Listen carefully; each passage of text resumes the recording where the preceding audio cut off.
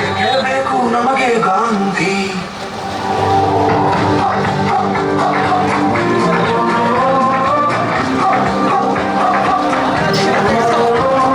ಸೋನಿಯಾ ಗಾಂಧಿ ಮನಮೋಹನ್ ಸಿಂಗ್ ನರೇಗಾ ಕಾಪಾಡಿದರು ಹಳ್ಳಿಗಳ, ಕೈ ಹಿಡಿದರು ಕುರಿ ಕಾರ್ಮಿಕರ.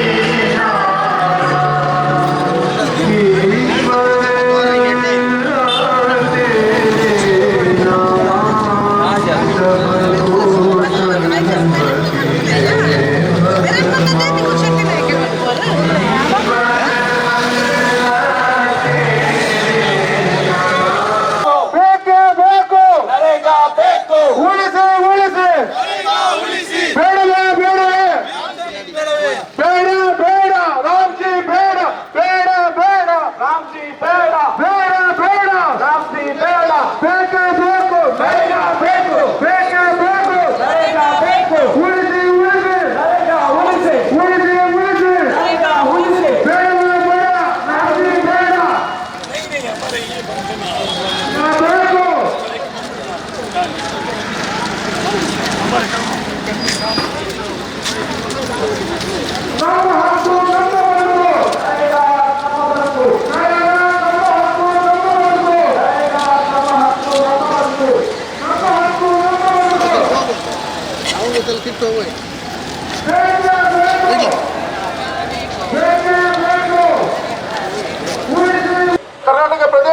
ಕಾಂಗ್ರೆಸ್ನ ವಕ್ತಾರರಾಗಿರ್ತಕ್ಕಂಥ ಸುಧೀರ್ ಕುಮಾರ್ ಮುರಳಿ ಅವರು ನಮ್ಮೊಟ್ಟಿಗಿದ್ದಾರೆ.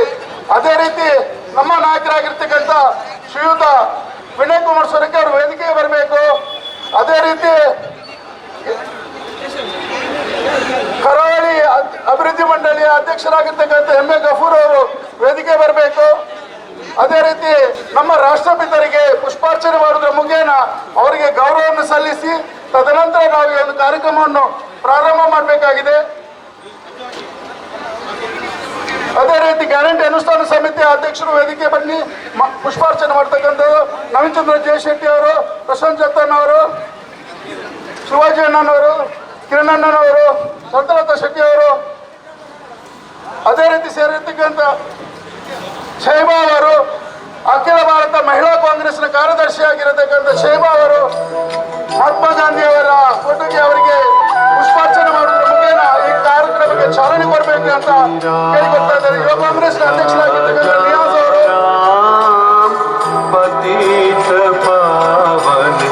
ಸುನೀಲ್ ಕುಮಾರ್ ಮುರಳಿ ದಯಮಾಡಿ ವೇದಿಕೆ ಬರಬೇಕು. ಫೋಟೋಗೆ ಪುಷ್ಪಾರ್ಚನೆ ಮಾಡಿ ಅವರಿಗೆ ಗೌರವ ಸಲ್ಲಿಸಬೇಕು ಅಂತ ಈ ಸಂದರ್ಭದಲ್ಲಿ ಕೇಳಿಕೊಳ್ತಾ ಇದ್ದೇವೆ.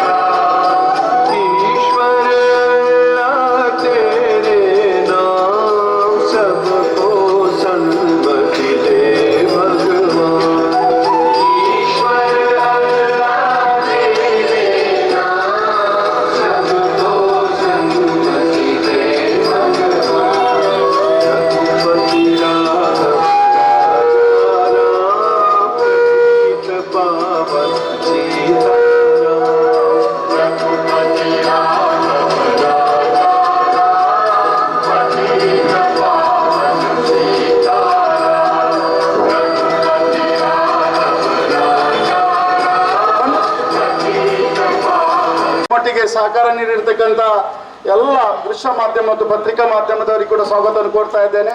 ಅದೇ ರೀತಿ ಆರಕ್ಷಕ ಠಾಣೆಯವರು ಕೂಡ ಈ ಒಂದು ಕಾರ್ಯಕ್ರಮಕ್ಕೆ ಯಶಸ್ವಿಗೊಳಿಸಬೇಕು. ದೇಶದಾದ್ಯಂತ ಒಂದು ಕರಾಳ ದಿನವಾಗಿ ಗೋಚರಿಸತಕ್ಕಂಥ ಈ ದಿವಸ, ಈ ನಿಟ್ಟಿನಲ್ಲಿ ನಮ್ಮ ರಾಷ್ಟ್ರಪಿತರ ಹೆಸರನ್ನು ತೆಗೆದುಹಾಕಿ ಬೇರೆ ಒಂದು ಕಾಯ್ದೆ ಮುಖೇನ ಕೇಂದ್ರ ಸರ್ಕಾರ ಅಘೋಷಿತವಾಗಿರ್ತಕ್ಕಂಥ ಒಂದು ಘೋಷಣೆಯನ್ನು ಕಾಯ್ದೆಯನ್ನು ಜಾರಿ ತಂದಿದ್ದಕ್ಕೋಸ್ಕರ ನಾವು ಇವತ್ತು ಇಡೀ ದೇಶದಾದ್ಯಂತ ಪ್ರತಿಭಟನೆ ಮಾಡತಕ್ಕಂಥದ್ದು. ಮನ್ರೇಗಾ ಎನ್ನತಕ್ಕಂಥ ಒಂದು ಕಾಯ್ದೆ, ಮಹಾತ್ಮ ಗಾಂಧಿ ಉದ್ಯೋಗ ಖಾತ್ರಿ ಯೋಜನೆಯ ಕಾಯ್ದೆ ಬಗ್ಗೆ ಇವತ್ತು ದೇಶದಾದ್ಯಂತ ಪ್ರತಿಭಟನೆಗಳು ನಡೀತಾ ಉಂಟು. ನಾವಿವತ್ತು ಆಲೋಚನೆ ಮಾಡಬೇಕಾಗಿದೆ, ಮಹಾತ್ಮ ಗಾಂಧಿ ಅವರು ಯಾವ ರೀತಿಯ ವ್ಯಕ್ತಿತ್ವವನ್ನು ಉಳಿಸಿಕೊಂಡು ಬಂದಿದ್ದಾರೆ ಎನ್ನುವಂಥದ್ದು. ಇಡೀ ಪ್ರಪಂಚವೇ ಒಪ್ಪತಕ್ಕಂಥ ಒಬ್ಬ ಮಹಾನ್ ವ್ಯಕ್ತಿತ್ವ. ಭಾರತ ನಾವು ಇವತ್ತು ರಾಷ್ಟ್ರಪಿತ ಎನ್ನತಕ್ಕಂಥ ಹೆಸರನ್ನು ಕೂಡ ಕರೀತಾ ಇದ್ದೇವೆ. ಅವರು ತೀರೋದಂಥ ದಿವಸ ಇವತ್ತು. ಆ ದಿವಸದಲ್ಲಿ ಅವರ ಹತ್ಯೆ ಆದಂಥ ದಿವಸದಂದು 140ಕ್ಕಿಂತಲೂ ಹೆಚ್ಚು ದೇಶದ ಬಾವುಟಗಳನ್ನು ವಿಶ್ವಸಂಸ್ಥೆಯಲ್ಲಿ ಅರ್ಧಕ್ಕೆ ಏರಿಸಿರ್ತಕ್ಕಂಥ, ವಿಶ್ವ ಕಂಡಿರತಕ್ಕಂಥ ಏಕೈಕ ದೊಡ್ಡ ನಾಯಕನಾಗಿರತಕ್ಕಂಥ ಮಹಾತ್ಮ ಗಾಂಧಿ ಅವರ ಹತ್ಯೆಯಾದ ದಿವಸಕ್ಕೆ ಇವತ್ತು ಕೇಂದ್ರ ಸರ್ಕಾರದ ಬಿಜೆಪಿ ಸರ್ಕಾರ ಏನು ಘೋಷಣೆ ಮಾಡಿರ್ತಕ್ಕಂಥದ್ದು, ಮಹಾತ್ಮ ಗಾಂಧಿ ಉದ್ಯೋಗ ಖಾತ್ರಿ ಯೋಜನೆಯ ಕಾಯ್ದೆಯನ್ನು ಬದಲಾವಣೆ ಮಾಡಿ ವಿಪ್ಜಿ ರಾಮ್ಜಿ ಅನ್ನತಕ್ಕಂಥ ಹೊಸ ಕಾಯ್ದೆಯನ್ನು ಅನುಷ್ಠಾನ ಮಾಡಿರುವುದಾಗಿ ಇಡೀ ಗ್ರಾಮೀಣ ಪ್ರದೇಶದ ಬದುಕನ್ನು ಕಸಿದುಕೊಳ್ಳತಕ್ಕಂಥ ಏನು ವ್ಯವಸ್ಥೆ ಆಗಿದೆ, ಈ ನಿಟ್ಟಿನಲ್ಲಿ ಅದರ ವಿರುದ್ಧ ನಾವು ಇವತ್ತು ಸಂಗ್ರಾಮದ ರೂಪದಲ್ಲಿ ನಾವು ಎದ್ದೇಳಬೇಕಂತ ಅನಿವಾರ್ಯತೆ ಇದೆ ಅಂತ ಭಾವಿಸ್ತಾ ನಾವು ಈ ಒಂದು ಕಾರ್ಯಕ್ರಮವನ್ನು ಕರ್ನಾಟಕ ರಾಜ್ಯದಲ್ಲಿ ಪ್ರಥಮವಾಗಿ ಇದಕ್ಕೆ ಕಾಪು ಬ್ಲಾಕಿನ ಮುಖೇನ ನಾವು ಇವತ್ತು ಚಾಲನೆ ಕೊಟ್ಟಿದ್ದೇವೆ. ಇದಕ್ಕೆಲ್ರಿಗೂ ಈ ಒಂದು ಚಾಲನೆ ಕೊಡಲಿಕ್ಕೆ ನಮ್ಮ ಹಿಂದೆ ಇರತಕ್ಕಂಥ ಶಕ್ತಿ ನಮ್ಮ ನಾಯಕರಾಗಿರ್ತಕ್ಕಂಥ ಶ್ರೀಯುತ ವಿನಯ್ ಕುಮಾರ್ ಸೊರಕೆ ಅವರು ಅಂತ ಹೇಳಲಿಕ್ಕೆ ಬಹಳಷ್ಟು ಸಂತೋಷ ಪಡ್ತಾ ಇದ್ದೇನೆ. ಯಾವುದೇ ಒಂದು ಪ್ರತಿರೋಧ ಮಾಡಿರ್ಬೋದು, ಯಾವುದೋ ಒಂದು ಸಮಸ್ಯೆಗಳಾದಾಗ ಪ್ರಥಮವಾಗಿ ಸ್ಪಂದಿಸ್ತಕ್ಕಂಥ ನಾಯಕನು ಇವತ್ತು ರಾಜ್ಯದಲ್ಲಿ ಇದ್ರೆ ಶ್ರೀಯುತ ವಿನಯ್ ಕುಮಾರ್ ಸೊರಕೆ ಅವರು ಅಂತ ಘಂಟಾಘೋಷವಾಗಿ ನಾವು ಹೇಳುವಂಥದ್ದು ನಮ್ಮ ಹೇಳ್ಬೇಕಾದ ಅನಿವಾರ್ಯತೆ ಇದೆ ಅನ್ನುವಂಥದ್ದನ್ನು ಹೇಳುವಂಥದ್ದು. ಅದೇ ರೀತಿ ಇವತ್ತು ನಮ್ಮ ರಾಜ್ಯದ ಮುಖ್ಯಮಂತ್ರಿ ಆಗಿರ್ತಕ್ಕಂಥ ಸಿದ್ದರಾಮಯ್ಯ ಸರ್ ಇರ್ಬೋದು, DK ಶಿವಕುಮಾರ್ ಇರ್ಬೋದು, ಮೊನ್ನೆ ತಾನೇ ನಮ್ಗೆಲ್ರಿಗೂ ಬ್ಲಾಕ್ ಕಾಂಗ್ರೆಸ್ನವರಿಗೆ ಕೂಡ ನಮಗೆ ಆದೇಶ ಮಾಡಿದ್ದಾರೆ. ಈ ಕಾರ್ಯಕ್ರಮವನ್ನು ಎಲ್ಲ ಕಡೆಯಲ್ಲಿ ಕೂಡ ವ್ಯವಸ್ಥಿತವಾಗಿ ಚಾಲನೆ ಕೊಡಿ, ತದನಂತರದ ದಿವಸದಲ್ಲಿ ನಾವು ಕೂಡ ನಿಮ್ಮೊಟ್ಟಿಗೆ ಸೇರಿಕೊಳ್ಳುತ್ತೇವೆ ಅನ್ನುವಂಥದ್ದು. ಈ ನಿಟ್ಟಿನಲ್ಲಿ ಈ ಒಂದು ಹೋರಾಟದ ಹಿಂದೆ ಮನ್ರೇಗ ಅನ್ನತಕ್ಕಂಥ ಕಾಯ್ದೆ ಕಾಂಗ್ರೆಸ್ ಸರ್ಕಾರ ಇರತಕ್ಕಂಥ ಮನಮೋಹನ್ ಸಿಂಗ್ ಪ್ರಧಾನಮಂತ್ರಿ ಆಗಿದ್ರು, ಶ್ರೀಮತಿ ಸೋನಿಯಾ ಗಾಂಧಿ ಅವರು ಅಧ್ಯಕ್ಷರಾಗಿದ್ದ ಸಂದರ್ಭದಲ್ಲಿ ಪಾಪದ ಜನರಿಗೆ, ಬಡ ಜನರಿಗೆ, ಕೂಲಿ ಕಾರ್ಮಿಕರಿಗೆ ಅನುಕೂಲ ಆಗಲಿ ಅನ್ನತಕ್ಕಂಥ ವ್ಯವಸ್ಥೆಯೊಂದಿಗೆ ಕೇಂದ್ರದ ಆಡಳಿತವನ್ನು ನೇರವಾಗಿ ಗ್ರಾಮ ಪಂಚಾಯತ್ಗೆ ಕೊಟ್ಟಿರ್ತಕ್ಕಂಥದ್ದು 2005ರಲ್ಲಿ. 20 ವರ್ಷ ನಿರಂತರವಾಗಿ ಇದರ ಪ್ರಯೋಜನ ಪಡೆದಿರ್ತಕ್ಕಂಥ ಗ್ರಾಮಾಂತರ ಪ್ರದೇಶದವರು ಏಕಾಏಕಿ ಆ ಆದೇಶ ಕಾಯ್ದೆಯನ್ನು ರದ್ದು ಮಾಡಿ ವಿಪ್ ಜಿ ರಾಮ್ಜಿ ಅನ್ನತಕ್ಕಂಥ ಕಾಯ್ದೆಯನ್ನು ತಂದಿದ್ದಾರೆ. ವಿಪ್ ಜಿ ರಾಮ್ಜಿ ಅಂದ್ರೆ ರಾಮ ಅಲ್ಲ, Viksit Bharat guarantee for Rozgar Ajeevika mission Gramin ಅನ್ನತಕ್ಕಂಥ ಹೆಸರಿನೊಂದಿಗೆ ವಿಪ್ ಜಿ ರಾಮ್ಜಿ ಅನ್ನತಕ್ಕಂಥ ಹೆಸರನ್ನು ಸೂಚಿಸುವ ಮುಖೇನ ಗಾಂಧಿ ಎದುರಿಗೆ ರಾಮನ ಹೆಸರನ್ನು ಘೋಷಣೆ ಮಾಡಿರ್ತಕ್ಕಂಥದ್ದು. ಈ ನಿಟ್ಟಿನಲ್ಲಿ ನಮ್ಮೊಟ್ಟಿಗೆ ಬಂದಿರತಕ್ಕಂಥ ಎಲ್ಲ ಕಾರ್ಯಕರ್ತರಿಗೆ, ಮಹಾತ್ಮ ಗಾಂಧಿ ಅಭಿಮಾನಿಗಳಿಗೆ, ಕಾಂಗ್ರೆಸ್ ಪಕ್ಷದ ಎಲ್ಲರಿಗೂ ಕೂಡ ಒಂದೇ ಮಾತಿನಲ್ಲಿ ಸ್ವಾಗತ ಕೋರುತ್ತಾ, ನಮ್ಮ ಕರ್ನಾಟಕ ಪ್ರದೇಶ ಕಾಂಗ್ರೆಸ್ನ ಸಂಯೋಜಕರಾಗಿರ್ತಕ್ಕಂಥ ಮಿತ್ರ ನವೀನ್ ಚಂದ್ರ ಜಯ ಶೆಟ್ಟಿ ಅವರು ಬಗ್ಗೆ ನಮ್ಮೊಟ್ಟಿಗೆ ಮಾತಾಡಬೇಕು ಈ ಸಂದರ್ಭದಲ್ಲಿ ಕೇಳಿಕೊಡ್ತಾ ಇದ್ದೇನೆ. ಈ ಪ್ರತಿಭಟನೆಯನ್ನು ಮಾಡಲಿಕ್ಕೆ ಮುಖ್ಯ ಉದ್ದೇಶ ನಮ್ಮ ನಾಯಕರಾದಂಥ ರಾಜ್ಯ ಪ್ರಚಾರ ಸಮಿತಿ ಅಧ್ಯಕ್ಷರಾದಂಥ ಶ್ರೀಯುತ ವಿನಯ್ ಕುಮಾರ್ ಸೊರಕೆ ಅವರು. ಯಾಕಂದ್ರೆ ಎಲ್ಲಿ ಅನ್ಯಾಯ ಆಗುತ್ತೆ, ಎಲ್ಲಿ ದೌರ್ಜನ್ಯ ಆಗುತ್ತೆ, ಅಲ್ಲಿ ಪ್ರತಿರೋಧವನ್ನು ಒಡ್ಡುವಂತ ಒಬ್ಬರು ಕ್ರಿಯಾಶೀಲ ನಾಯಕರು ಇದ್ರೆ ಅಂತ ವಿನಯ್ ಕುಮಾರ್ ಸೊರಕೆ ನಾವು ಹೇಳ್ತೀವಿ. ಇವತ್ತಿಗೆ ಅವರು ಸೋತಿರ್ಬೋದು, ಸೋತಿರ ಮನೆಯಲ್ಲಿ ಅವರು ಕುತ್ಕೊಂಡಿಲ್ಲ, ಕಾರ್ಯಕರ್ತರೊಂದಿಗೆ ಸ್ಪಂದನೆಯನ್ನು ಮಾಡುತ್ತಾ, ಕಾರ್ಯಕರ್ತರಿಗೆ ಸದಾ ಬರೆಯುತ್ತಾ, ಕಾರ್ಯಕರ್ತರ ನಾಯಕರಾಗಿ ಇವತ್ತಿರುವುದಕ್ಕೆ ಕಾರಣ ಅವರು ಸದಾ ಕಾರ್ಯಕರ್ತರಿಗೆ ಸ್ಪಂದಿಸಿರುವಂಥದ್ದು. ಅದೇ ರೀತಿ ನಮ್ಮ ಕರಾವಳಿ ಅಭಿವೃದ್ಧಿ ಮಂಡಳಿ ಅಧ್ಯಕ್ಷರಾದ ಗಫರ್ ಅವರೇ, ಮುಖ್ಯ ಭಾಷಣಕಾರರಾದ ಸುಧೀರ್ ಅವರೇ, ಬ್ಲಾಕ್ ಕಾಂಗ್ರೆಸ್ ಅಧ್ಯಕ್ಷರಾದ ಶಿವಕುಮಾರ್ ಅವರೇ, ಎಲ್ಲ ಕಾಂಗ್ರೆಸ್ ಕುಟುಂಬದ ಕಾರ್ಯಕರ್ತರೇ, ನನ್ನ ಆತ್ಮೀಯ ಸಹೋದರಿಯರೇ, ಇವತ್ತು ಮನ್ರೇಗಾ ವಿಷಯಕ್ಕಾಗಿ ನಾವು ಇವತ್ತು ಬೀದಿಗಿಳಿದು ಹೋರಾಟ ಮಾಡುವಂಥ ಪರಿಸ್ಥಿತಿ ಬಂದಿದೆ. ಮನಮೋಹನ್ ಸಿಂಗ್ ಯಾವಾಗ ಪ್ರಧಾನಮಂತ್ರಿ ಆಗಿದ್ರು, ಒಂದೊಂದು ಗ್ರಾಮದಲ್ಲಿ ಸೋನಿಯಾ ಗಾಂಧಿ ಅವರಿಗೆ ಚರ್ಚಿಸಿ, ಒಂದೊಂದು ಗ್ರಾಮದಲ್ಲಿ ಯಾರು ಬಡವರಿದ್ದಾರೆ ಅವರಿಗೆ ಪಂಚಾಯತ್ ಮಟ್ಟದಲ್ಲಿ ಅವರಿಗೆ ಕೆಲಸ ಕೊಡಬೇಕು, 100 ದಿನಗಳ ಕೆಲಸವನ್ನು ಕಡ್ಡಾಯವಾಗಿ ಕೊಡಬೇಕು. ಒಂದು ವೇಳೆ ಆ ಪಂಚಾಯತ್ನಲ್ಲಿ ಕೊಡ್ಲಿಕ್ಕೆ ಅಸಾಧ್ಯ ಇಲ್ಲ ಅಂತಾಗಿದ್ರೆ ಅವರಿಗೆ ಉದ್ಯೋಗ ಭತ್ಯೆಯನ್ನು ಕೊಡಬೇಕು. ಯಾಕೆಂದ್ರೆ ಕೂಲಿ ಮಾಡ್ಲಿಕ್ಕೆ ಏನು ಇಲ್ಲ ಅಂತ ಅಂದಾಗ ಉದ್ಯೋಗ ಭತ್ಯೆ ಕೊಡಬೇಕು. ಅಲ್ಲಿ ಯಾರು ಗ್ರಾಮ ಪಂಚಾಯತ್ ಅಧಿಕಾರಿ ಇದ್ದಾನೆ ಅವನು ಇದನ್ನೆಲ್ಲ ಮಾಡಬೇಕು. ಸಮರ್ಪಕವಾಗಿ ಮಾಡದಿದ್ದಲ್ಲಿ ಉದ್ಯೋಗ ಭತ್ಯೆಯನ್ನು ಅವನ ಹೆಸರಿನಲ್ಲಿ ಅವನ ಸಂಬಂಧದಲ್ಲಿ ಕಟ್ ಮಾಡಿ ಕೊಡ್ಬೇಕು ಎಂಬ ಕಾಯ್ದೆಯನ್ನು ತಂದಿದ್ರು. ಎಷ್ಟು ಒಳ್ಳೆಯ ಒಂದು ಕಾಯ್ದೆ.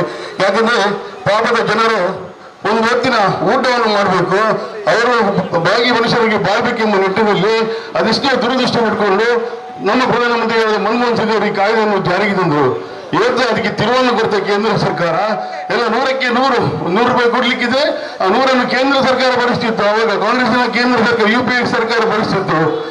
100ಕ್ಕೆ 100 ಎಲ್ಲ ಹಣವನ್ನು ಯಾರಿಗೆ ಕೂಲಿ ಉಂಟು ಎಲ್ಲವನ್ನು.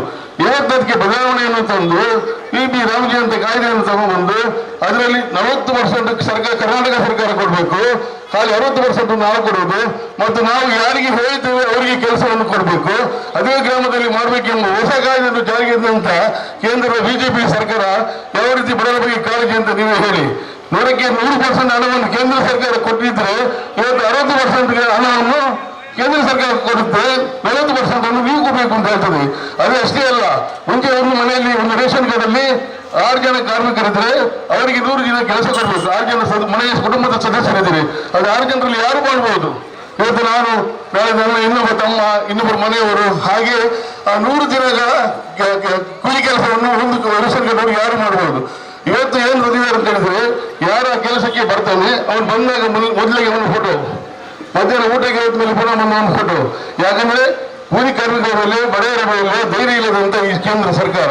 ಯಾಕಂದ್ರೆ ಬಡವರನ್ನು ಬಡವರನ್ನಾಗಿ ಮಾಡಿಸುವಂತ ದೃಷ್ಟಿಯಿಂದ ಇಂಥ ಕಾಯ್ದೆಯನ್ನು ಜಾರಿಗೆ ತಂದು ಖಂಡಿತ ಈ ಕಾಯ್ದೆಯನ್ನು ನಾವು ಯಾವತ್ತೂ ಒಪ್ಪಲ್ಲ. ಯಾಕಂದ್ರೆ ಮನ್ರೇಗಾ ಪುನಃ ಮರುಜಾರಿ ಆಗ್ಬೇಕು. ಅಲ್ಲಿ ತನಕ ನಮ್ಮ ಕರ್ನಾಟಕ ಸರ್ಕಾರ ಅದರಿಂದ ಉತ್ತಮ ಹೋರಾಟ ನಾವು ಮಾಡ್ತಾ ಇರ್ತೀವಿ. ಇವತ್ತು ಅದಕ್ಕೆ ಸಾಕ್ಷಿ ನಮ್ಮ ಕಾಪು ಕ್ಷೇತ್ರದಲ್ಲಿ ಇವತ್ತು ಮೊದಲ ಹಂತದ ಪ್ರತಿಭಟನೆಯನ್ನು ಮಾಡ್ತಾ ಇದ್ದೀವಿ. ಎಲ್ಲ ಜನಗಳು ಮನೆಯಿಂದ ಎದ್ದು ಬಂದಿದ್ದಾರೆ.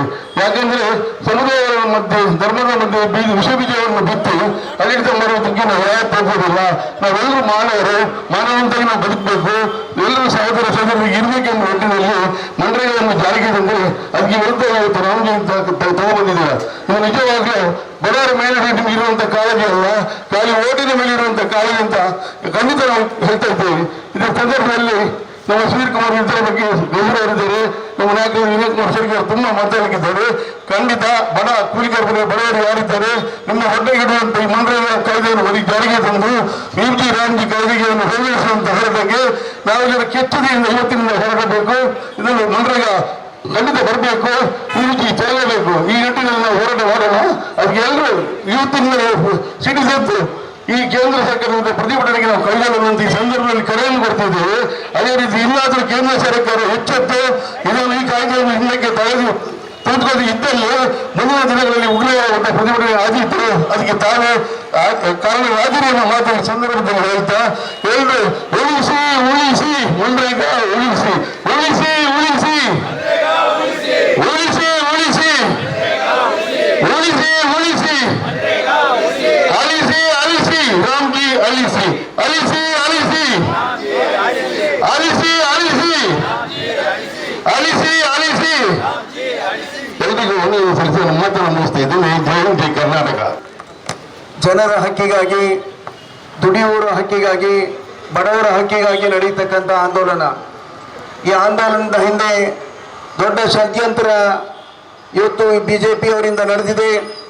ಯಾವ ರೀತಿ ಈ ದೇಶಕ್ಕೆ ಸ್ವಾತಂತ್ರ್ಯ ಸಿಕ್ಕಿ 1 ವರ್ಷ ಈ ದೇಶದಲ್ಲಿ ಬ್ರಿಟಿಷರ ಕಗ್ಗೋಲೆಯಿಂದ ನಮ್ಮನ್ನು ಬಿಡುಗಡೆ ಮಾಡಿದ ಮಹಾತ್ಮ ಗಾಂಧೀಜಿಯವರನ್ನು ನಮ್ಮಿಂದ ಉಳಿಸ್ಕೊಳ್ಳಿಕ್ಕೆ ಆಗಲಿಲ್ಲ.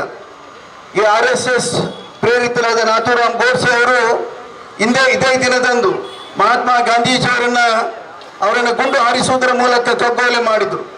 ಈಗಾಗಲೇ ನವೀನ್ ಚಂದ್ರ ಶೆಟ್ಟಿ ಅವರು ಹೇಳಿದರು, ಅವರು ಹೇ ರಾಮ್ ಹೇ ರಾಮ್ ಹೇ ರಾಮ್ ಅಂತ ಹೇಳ್ತಾನೆ ಅವರು ಆ ಒಂದು ಸಂದರ್ಭದಲ್ಲಿ ಈ ಭೂಮಿಗೆ ಅವರ ದೇಹ ಬೀಳ್ತಕ್ಕಂಥ ಸನ್ನಿವೇಶವು ಕೂಡ ನಡೆಯಿತು. ಇವತ್ತು ಮಹಾತ್ಮ ಗಾಂಧೀಜಿಯವರನ್ನ ಇಡೀ ದೇಶ ಮಾತ್ರವಲ್ಲ, ಪ್ರಪಂಚದ ಜನ ಅವರನ್ನು ಗೌರವಿಸತಕ್ಕಂಥದ್ದನ್ನು ನಾವು ಕಂಡಿದ್ದೇವೆ. 146 ರಾಷ್ಟ್ರಗಳಲ್ಲಿ ಮಹಾತ್ಮ ಗಾಂಧೀಜಿಯವರ ಪುತ್ಥಳಿ ಇದೆ. ಆ ರಾಷ್ಟ್ರದ ನಾಯಕರು ಅವರಿಗೆ ಗೌರವವನ್ನು ಸದಾ ಸಲ್ಲಿಸುತ್ತಾ ಬಂದಿದ್ದಾರೆ. ಇಡೀ ಪ್ರಪಂಚದಲ್ಲಿ ಮಹಾತ್ಮ ಗಾಂಧೀಜಿಯವರು ಈ ದಿನ ನಿಧನರಾದಾಗ ಅವರಿಗೆ ಇಡೀ ವಿಶ್ವಸಂಸ್ಥೆಯ 148 ರಾಷ್ಟ್ರಗಳು ಕೂಡ ಧ್ವಜವನ್ನು ಅರ್ಧಕ್ಕೆ ಇಳಿಸತಕ್ಕಂಥ ಕೆಲಸವನ್ನು ಕೂಡ ಮಾಡಿ. ಆದರೆ ಇವತ್ತು ಈ ದೇಶಕ್ಕೋಸ್ಕರ ಸ್ವಾತಂತ್ರ್ಯವನ್ನ ಬಹಳ ಅಹಿಂಸೆಯ ಮೂಲಕ, ಚಳವಳಿಗಳ ಮೂಲಕ ಸಮಾಜವನ್ನ ಸಂಘಟಿಸುವುದರ ಮೂಲಕ ಶಕ್ತಿಯನ್ನು ಕೊಟ್ಟಂತ ಮಹಾತ್ಮ ಗಾಂಧೀಜಿಯವರ ಹೆಸರಿನಲ್ಲಿದ್ದಂತ ಮನ್ರೇಗಾ ಕಾರ್ಯಕ್ರಮ, ಮಹಾತ್ಮ ಗಾಂಧಿ ರಾಷ್ಟ್ರೀಯ ಉದ್ಯೋಗ ದೃಢೀಕರಣ ಕಾಯ್ದೆ ಏನಿದೆ, ಈ ಕಾಯ್ದೆಯನ್ನು ತೆಗೆದು ಹಾಕ್ತಕ್ಕಂಥ ಕೆಲಸವನ್ನ ಇವತ್ತು ಭಾರತೀಯ ಜನತಾ ಪಕ್ಷ ಮಾಡಿದೆ.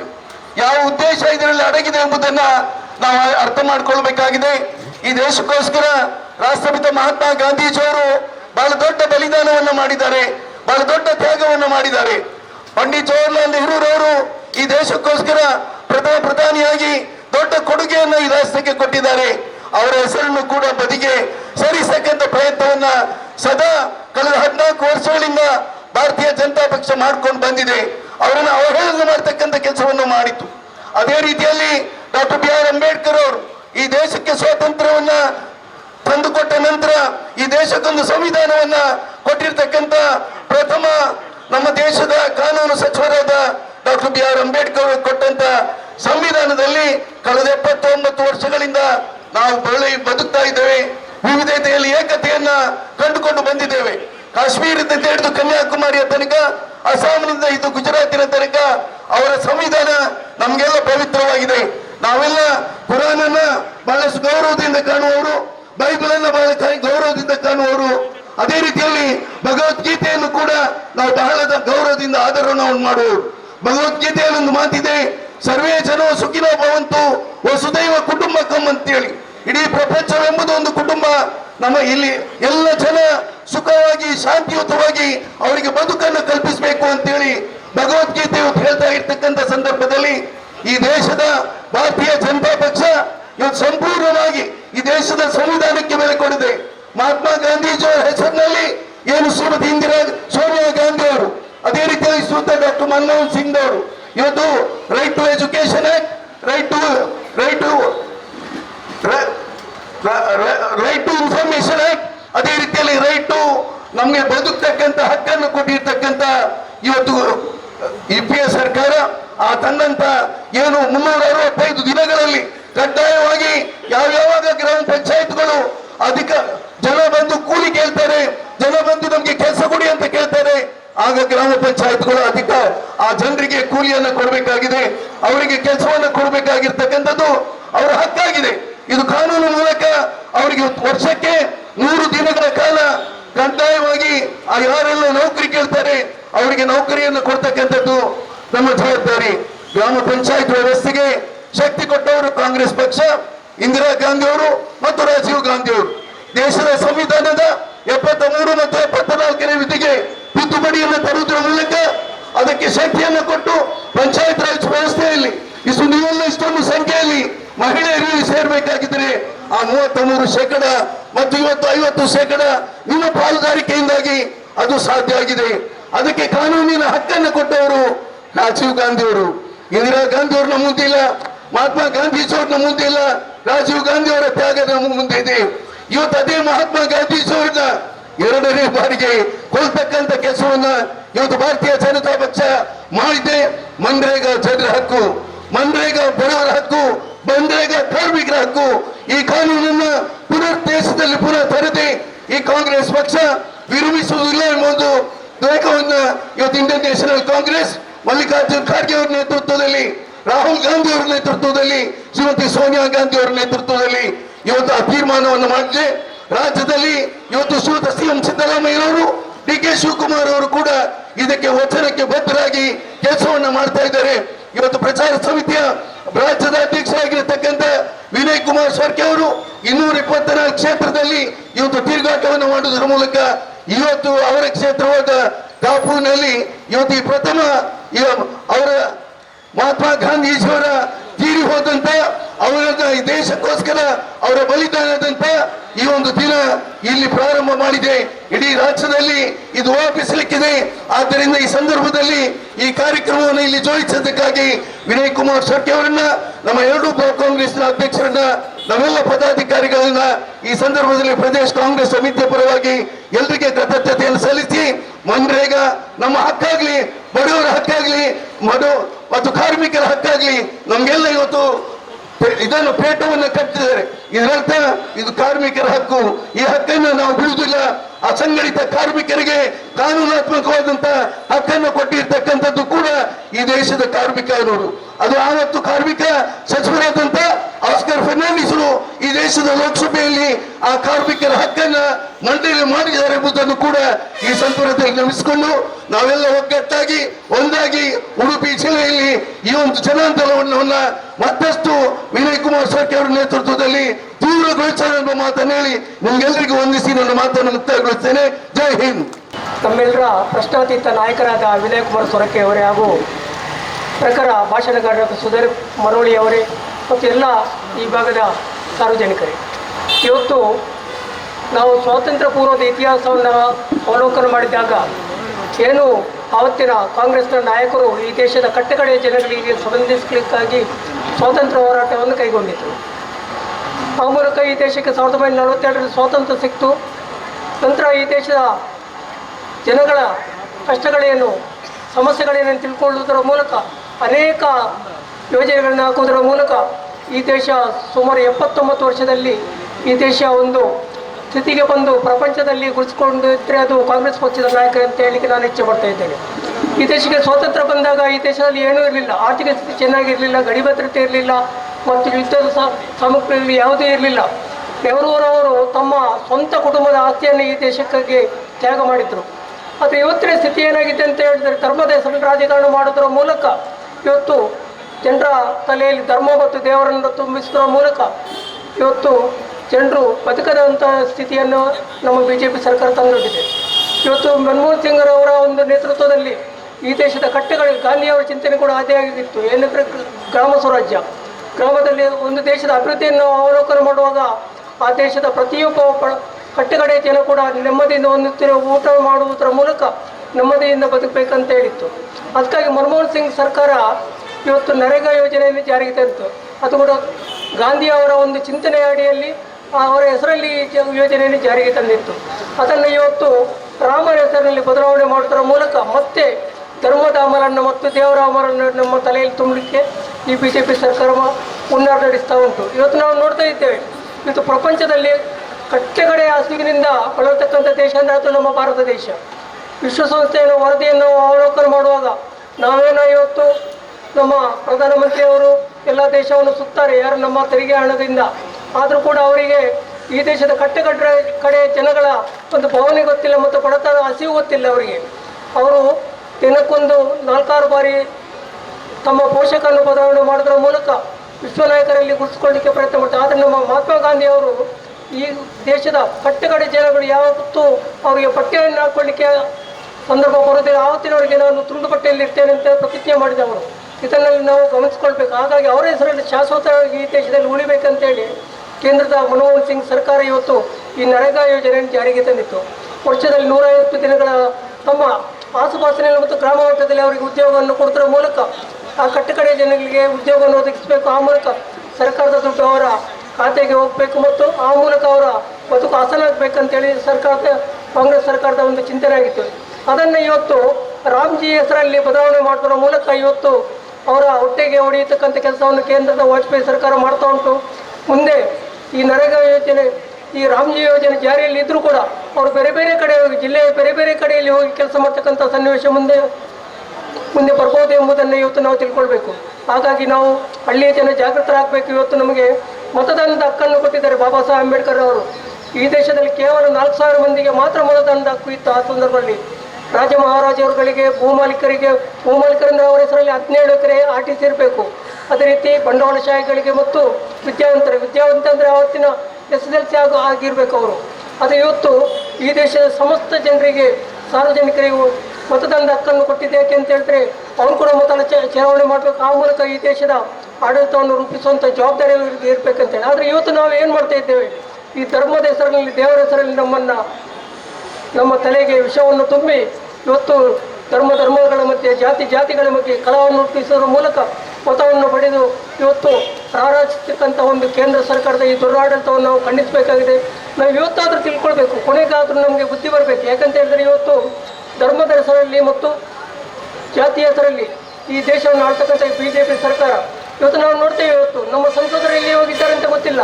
ಅವ್ರು 6 ತಿಂಗಳಲ್ಲಿ ನಾನು ಹಿಂದಿ ಕಲಿತು ಇಲ್ಲಿ ಈ ಕ್ಷೇತ್ರವನ್ನು ಉದ್ಧಾರ ಮಾಡ್ತಾರೆ ಅಂತ ಹೇಳಿದ್ರು. ಈ ತನಕ ನಾನು ನೋಡಲಿಲ್ಲ. ಚುನಾವಣೆ ನಂತರ ಅವರು ಟ್ರೋಲ್ ಮಾಡಲಿಕ್ಕೆ ಮಾತ್ರ ಇದ್ದಾರೆ.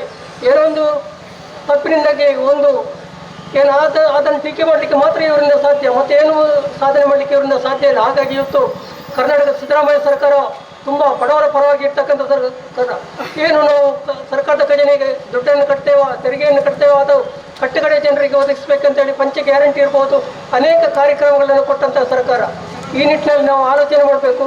ಮತ್ತು ಮುಂದಿನ ದಿನದಲ್ಲಿ ಎಲ್ಲರೂ ಕೂಡ ಈ ಧರ್ಮದ ಅಮಲಿಂದವರು, ಯಾಕೆಂತೇಳಿ ನಮ್ಮದು ಜಾತ್ಯತೀತ ದೇಶ ಮತ್ತು ಧರ್ಮಾಧಾರಿತ ದೇಶ ಅಲ್ಲ. ಹಾಗಾಗಿ ಇವತ್ತು ಯಾವುದೇ ಸಂದರ್ಭದಲ್ಲಿ ನಾವು ಈ ದೇಶದಲ್ಲಿರ್ತಕ್ಕಂಥ 7 ಧರ್ಮಗಳು, 6,000 ಜಾತಿಗಳು, 1 ಲಕ್ಷ ಉಪಜಾತಿಗಳು, 3,000ಕ್ಕೂ ಮಿಕ್ಕ ಭಾಷೆಗಳು, ಈ ದೇಶ ಜಾತ್ಯತೀತ ದೇಶ ಅಂತ ಬಾಬಾ ಸಾಹೇಬ್ ಅಂಬೇಡ್ಕರ್ ಅವರು ಘೋಷಣೆ ಮಾಡಿದ್ದಾರೆ. ಹಾಗಾಗಿ ಇವರ ಎಲ್ಲ ಈ ಒಳ್ಳು ಭರವಸೆಯನ್ನು ನಾವು ಬದಿಗೊತ್ತುವುದರ ಮೂಲಕ ಮತ್ತೆ ಮಹಾತ್ಮ ಗಾಂಧಿ ಅವರ ಹೆಸರಲ್ಲಿ ಇರ್ತಕ್ಕಂಥ ನೋಡಿ, ಆವತ್ತು ಇಂದಿನ ದಿನ ಯಾರು ನಾಥುರಾಮ್ ಗೋಡ್ಸೆ ಒಬ್ಬ ಕೊಲೆಗಡುಕ ಗಾಂಧಿ ಅವರನ್ನು ಕೊಲೆ ಮಾಡಿದ. ಇವತ್ತು ನರೇಂದ್ರ ಮೋದಿ ದಿನನಿತ್ಯ ಗಾಂಧಿ ಅವರ ಚಿಂತನೆಗಳನ್ನು ಕೊಲೆ ಮಾಡೋದ್ರ ಮೂಲಕ ಅವರನ್ನು ಈ ದೇಶದ ಒಂದು ಇತಿಹಾಸದಲ್ಲಿ ಆಗ್ತಕ್ಕಂಥ ಒಂದು ಕೆಲಸವನ್ನು ಮಾಡ್ತಾ ಇದ್ದಾರೆ. ಅದನ್ನು ನಾವೆಲ್ಲ ಖಂಡಿಸಬೇಕು. ಯಾಕಂದರೆ ಮಹಾತ್ಮ ಅಂದರೆ ಅವರು ಇಡೀ ಪ್ರಪಂಚ ಒಪ್ಪಿಕೊಂಡ ಮಹಾತ್ಮ. ದೇಶದ ಸುಮಾರು 150ಕ್ಕೂ ಮಿಕ್ಕಿ ದೇಶಗಳಲ್ಲಿ ಅವರನ್ನು ಇವತ್ತು ಕೂಡ ಆರಾಧಿಸ್ತಾರೆ ಮತ್ತು ಅವರ ಚಿಂತನೆಯನ್ನು ಅಳವಡಿಸಿಕೊಂಡಿದ್ದಾರೆ. ಹಾಗಾಗಿ ಮಹಾತ್ಮ ಗಾಂಧಿ ಉಳಿದರೆ ಮಾತ್ರ ಈ ದೇಶ ಉಳಿತದೆ ಎಂಬುದನ್ನು ನಾವು ಚಿಂತನೆ ಮಾಡುವುದರ ಮೂಲಕ ಮತ್ತೆ ಮಹಾತ್ಮ ಗಾಂಧಿ ಅವರ ಯೋಜನೆಗಳು ಜಾರಿಯಲ್ಲಿರಬೇಕು. ಈ ಜನರನ್ನು ಮೋಸ ಮಾಡ್ತಕ್ಕಂಥ ನರೇಂದ್ರ ಮೋದಿಯವರ ಈ ಯೋಜನೆಗಳು ನಮಗೆ ಬೇಕಾಗಿಲ್ಲ ಎಂಬುದನ್ನು ನಾವು ತಿಳಿದುಕೊಳ್ಬೇಕು. ಹಾಗಾಗಿ ಮುಂದಿನ ಯಾವುದೇ ಚುನಾವಣೆ ಇರಲಿ ಅದು ಈ ದೇಶಕ್ಕೆ ಸ್ವಾತಂತ್ರ್ಯ ತಂದುಕೊಟ್ಟ ಮತ್ತು ಈ ದೇಶದ ಒಂದು ಕಟ್ಟಕಡೆ ಜನಗಳ ಬಗ್ಗೆ ಚಿಂತನೆ ಮಾಡ್ತಕ್ಕಂಥ ಕಾಂಗ್ರೆಸ್ ಸರ್ಕಾರ ಅಧಿಕಾರಕ್ಕೆ ಬಂದಾಗ ಮಾತ್ರ ನಮ್ಮ ಈ ದೇಶ ಒಂದು ಸುಸ್ಥಿತಿಯಲ್ಲಿ ಇರಲಿಕ್ಕೆ ಸಾಧ್ಯ ಇದೆ ಎಂಬುದನ್ನು ನಾವು ತಿಳ್ಕೊಳ್ಬೇಕು. ನಮ್ಮ ನರೇಂದ್ರ ಮೋದಿ ಅವರು ಇಲ್ಲಿ ಬೇಕಾದಷ್ಟು ಯೋಜನೆಗಳನ್ನ ಹಾಕ್ಕೊಳ್ತಾರೆ, ಆದರೆ ಪರದೇಶಕ್ಕೆ ಹೋದಾಗ ಅವರ ಧ್ವನಿ ಇಲ್ಲ. ನಮ್ಮ ದೇಶದಲ್ಲಿ ಅಣುಬಾಂಬ್ ಸ್ಥಾಪನೆ ಮಾಡಬೇಕಾದ್ರೆ ಇಂದಿರಾ ಗಾಂಧಿ ಅವರು ಅಮೆರಿಕದ ಮಾತನ್ನು ಕೇಳಲಿಲ್ಲ. ಅವರು ಮತ್ತು ಅಣುಬಾಂಬ್ ಪಿತಾಮಹನಿಗೆ ಮಾತ್ರ ಗೊತ್ತು. ಅಣುಬಾಂಬ್ ಅದು ಸ್ಫೋಟಗೊಂಡಾಗ ಮಾತ್ರ ಎಲ್ಲರಿಗೂ ಗೊತ್ತಾಯ್ತು ಇಲ್ಲಿ ನಮ್ಮ ದೇಶದಲ್ಲಿ ಕೂಡ ಅಣುಬಾಂಬ್ ನಾವು ತಯಾರು ಮಾಡಿದ್ದೇವೆ ಅಂತೇಳಿ. ರಾಜೀವ್ ಗಾಂಧಿ ದೂರಸಂಪರ್ಕ ಇಲಾಖೆಗಳ ಅಭಿವೃದ್ಧಿ ಆಯ್ತು, ಬೇರೆ ಬೇರೆ ಯೋಜನೆಗಳು ತಂದಿದ್ದರಿಂದ ಬಾಬಾ ಸಾಹೇಬ್ ಅಂಬೇಡ್ಕರ್ ಚಿಂತನೆಗಳು ಇವತ್ತು ಈ ದೇಶದ ನೀರಾವರಿ ಯೋಜನೆಗಳನ್ನು ರೂಪಿಸ್ತೇವೆ. ಇದನ್ನೆಲ್ಲ ನಾವು ನೋಡ್ಕೊಳ್ಬೇಕು. ಹಾಗಾಗಿ ಇವತ್ತು ನಮ್ಮ ದೇಶ ಪ್ರಪಂಚದ ಕಟ್ಟಕಡೆಯ ಬಡತನದ ದೇಶ ಆಗಿದೆ ಎಂಬುದನ್ನು ನಾವು ತಿಳ್ಕೊಳ್ಳೋದರ ಮೂಲಕ ಈ ಬಿಜೆಪಿಯನ್ನು ಹಿಮ್ಮೆಟ್ಟಿಸುವುದರ ಮೂಲಕ ಮತ್ತೆ ಕಾಂಗ್ರೆಸ್ ಅಧಿಕಾರಕ್ಕೆ ತರುವುದು ನಮ್ಮೆಲ್ಲರ ಜವಾಬ್ದಾರಿ ಆಗಿದೆ ಎಂಬುದನ್ನು ತಿಳ್ಕೊಳ್ಳೋದರ ಮೂಲಕ ನಾವೆಲ್ಲ ಮತ್ತೆ ಈ ನರೇಗಾ ಯೋಜನೆ ಜಾರಿಗೆ ಬರುವಂತೆ ನಾವು ಶ್ರಮಿಸಬೇಕಂತೇಳಿ ಮತ್ತು ಒಗ್ಗಟ್ಟಾಗಿರ್ಬೇಕಂತೇಳಿ ಹೇಳುತ್ತಾ ನನ್ನ ಮಾತುಗಳನ್ನು ಮುಗಿಸ್ತೇನೆ. ಜೈ ಭೀಮ್, ಜೈ ಸಂವಿಧಾನ. ಶ್ರೀಯುತ ನವೀನ್ ಚಂದ್ರ ಶೆಟ್ಟರು, ಶ್ರೀಯುತ ಎಮ್ ಎ ಗಫೂರ್ ಅವರು, ಶೇಖರ ಹೆಜ್ಮಾಡಿಯವರು ತಮ್ಮನ್ನು ಉದ್ದೇಶ ಮಾಡಿ ಮಾತಾಡಿದ್ದಾರೆ. ಸುಧೀರ್ ಮರಳಿಯವರ ಭಾಷಣಕ್ಕೆ ತಾವೆಲ್ಲರೂ ಕೂಡ ಕಾದಿದ್ದೀರಿ. ಈ ಒಂದು ಜಾಥಾ ಮಾಡಿರುವಂಥ ಉದ್ದೇಶ, ಆಂದೋಲನದ ಈ ಕಾರ್ಯಕ್ರಮ ಏನು ಹಮ್ಮಿಕೊಂಡಿದ್ದೇವೆ, ಮಹಾತ್ಮ ಗಾಂಧೀಜಿಯವರು ಹೇಳಿದಂಥ ಬಡವ ಎಂದು ದೂರ ಜರಿದರು, ಅವನ ಹೃದಯದಲ್ಲಿ ಭಗವಂತನ ದೇಗುಲ ಇದೆ ಅಂಥೇಳಿ. ಇವತ್ತು ಯಾರ ಹೃದಯದಲ್ಲಿ ಭಗವಂತನ ದೇಗುಲ ಇದೆಯಾ ಅವರ ಪರವಾಗಿ ಇವತ್ತು ಹೋರಾಟ ಮಾಡುವಂಥ, ಆಂದೋಲನ ಮಾಡುವಂಥ ಒಂದು ಕಾರ್ಯಕ್ರಮಕ್ಕೆ ನಾವು ಇವತ್ತು ಚಾಲನೆ ಕೊಟ್ಟಿದ್ದೇವೆ. ಇನ್ನೊಂದು ಮಾತು ಮಹಾತ್ಮ ಗಾಂಧೀಜಿಯವರು ಹೇಳಿದ್ದಾರೆ, ಯಾವುದಾದ್ರೂ ಅಧಿಕಾರದ ಕುರ್ಚಿಯಲ್ಲಿದ್ದು ಯಾವುದೇ ತೀರ್ಮಾನ ತಗೊಳ್ಬೇಕಾಗಿದ್ರೂ ಕೂಡ ಕಟ್ಟ ಕಡೆಯ ಬಡವನ ಮುಖದಲ್ಲಿ, ಆ ತೀರ್ಮಾನದಿಂದ ಕಟ್ಟ ಕಡೆಯ ಬಡವನ ಮುಖದಲ್ಲಿ ನೆಗೆ ಬರ್ತಿದ್ರೆ ತಕ್ಷಣ ಆ ತೀರ್ಮಾನವನ್ನು ತಗೊಳ್ಳು ಅಂತೇಳಿ. ಇವತ್ತು ಬಡವನ ಮುಖದಲ್ಲಿ ನೆಗೆ ಮಾತ್ರ ಅಲ್ಲ, ವಾತಾವರಣ ಎಲ್ಲಿವರೆಗೆ ಹೋಗಿದೆ ಅಂತ ಹೇಳಿದ್ರೆ ಬಡವನ ಮುಖದಲ್ಲಿ ನೆತ್ತರಿ ಇಳಿಯುವಂಥ ಕೆಲಸ ಕಾರ್ಯವನ್ನು, ಬಡವನ ಹೊಟ್ಟೆಗೆ ಹೊಡೆಯುವಂಥ ಕೆಲಸ ಕಾರ್ಯವನ್ನ ಸತತವಾಗಿ ಇವತ್ತು ಈ ಬಿಜೆಪಿಯ ಕೇಂದ್ರ ಸರ್ಕಾರ, ಮೋದಿ ಸರ್ಕಾರ ಇವತ್ತು ಕೈಗೂಡಿಸ್ತಾ ಇದೆ. ಕಳೆದ ಸಲ ನಾವು ಸಂವಿಧಾನ ಮಂಡನೆ ಮಾಡಿದಂಥ ದಿವಸದಂದು ಸಂವಿಧಾನ ಉಳಿಸಿ ಎನ್ನುವಂಥ ಒಂದು ಕಾರ್ಯಕ್ರಮವನ್ನ ನಾವು ಇದೇ ಕಾಪುಪೇಟೆಯಲ್ಲಿ ಮಾಡಿತ್ತು. ಅದೇ ರೀತಿಯಲ್ಲಿ ಮಹಾತ್ಮ ಗಾಂಧೀಜಿಯವರ ಹತ್ಯೆ ಆದಂಥ ದಿವಸ ನಾವು ಹಿರಿಯಡ್ಕದಲ್ಲಿ ಜೈ ಬಾಪು, ಜೈ ಭೀಮ್, ಜೈ ಸಂವಿಧಾನ ಅನ್ನುವಂಥ ಒಂದು ಕಾರ್ಯಕ್ರಮವನ್ನ ನಾವು ಅಳವಡಿಸುವಂಥ ಕೆಲಸ ಕಾರ್ಯವನ್ನು ಮಾಡಿತ್ತು. ಹೆಚ್ಚಿನ ಅಂಶ ಈ ವರ್ಷ ಅನಿವಾರ್ಯವಾಗಿ ನಮ್ಮ ಮನ್ರೇಗಾವನ್ನು ಉಳಿಸಬೇಕು ಅನ್ನುವಂಥ ರೀತಿಗೋಸ್ಕರ ಇವತ್ತು ನಮ್ಮ ಕಾಂಗ್ರೆಸ್ ಪಕ್ಷದ AICC ಅವರು, ಅದೇ ಕರ್ನಾಟಕ ಪ್ರದೇಶದವರು ಯಾವ ನಿರ್ದೇಶನವನ್ನು ಕೊಟ್ಟಿದ್ದಾರ ಆ ನಿರ್ದೇಶನ ಪ್ರಕಾರ ಇವತ್ತು ನಾವು ಆಂದೋಲನದ ರೀತಿಯಲ್ಲಿ ಜನರಿಗೆ ಮನವರಿಕೆ ಮಾಡಬೇಕು ಅನ್ನುವಂಥ ಉದ್ದೇಶವನ್ನು ಇಟ್ಟುಕೊಂಡು, ಅದೇ ರೀತಿಯಾಗಿ ಈ ಕರಾಳವಾದಂಥ ಏನು ಮಸೂದೆ ಇದೆ ಅದನ್ನು ತಿರಸ್ಕಾರ ಮಾಡಬೇಕು ಅನ್ನುವಂಥ ಉದ್ದೇಶಕ್ಕೋಸ್ಕರ ನಿರಂತರವಾಗಿ ಇದು ಆಂದೋಲನ ಅನ್ನುವಂಥ ಕಾರ್ಯಕ್ರಮ ಇವತ್ತಿಗೆ ನಿಲ್ಲುವುದಿಲ್ಲ. ಹೆಚ್ಚಿನ ವಿಷಯ ರೈತರ ವಿರುದ್ಧ ಕರಾಳವಾದಂಥ ಕಾನೂನು ಏನು ಬಂದಿತ್ತು ಆ ಸಮಯದಲ್ಲಿ ಇವತ್ತು 1.5 ವರ್ಷಗಳ ಕಾಲ ಸತತವಾಗಿ ರೈತರು ಬಿಸಿಲು ಮಳೆ ಇವತ್ತು ಚಳಿಗೆ ಹೆದರದೆ 800 ಜನ ಪ್ರಾಣ ಕೊಟ್ಟರು ಕೂಡ ಸತತವಾಗಿ ಹೋರಾಟ ಮಾಡಿದ ಪ್ರಕಾರ ಕಡೆಗೆ ಮೋದಿಯವರ ಸರ್ಕಾರ, ಬಿಜೆಪಿ ಸರ್ಕಾರ ರೈತರ ಎದುರು ಮಂಡಿ ಊರಿ ಆ ಕರಾಳ ಇವತ್ತು ಮಸೂದೆಯನ್ನು ವಾಪಸ್ ತೆಕ್ಕೊಡುವಂತ ಕೆಲಸ ಕಾರ್ಯ ಆಗಿತ್ತು. ಅದೇ ರೀತಿಯಲ್ಲಿ ಇವತ್ತು ರಾಷ್ಟ್ರದಾದ್ಯಂತ ಈ ಮಸೂದೆಯನ್ನ ಇವತ್ತು ವಾಪಸ್ ತೆಕ್ಕೊಳ್ಳುವಂತ ಕೆಲಸ ಕಾರ್ಯವನ್ನು ಮಾಡಬೇಕು. ಬಡವರ ಹೊಟ್ಟೆಗೆ ಹೊಡೆಯುವಂತ, ಬಡವರ ಉದ್ಯೋಗದ ಹಕ್ಕನ್ನ ಏನು ಕಿತ್ತುಕೊಳ್ತಾರೆ.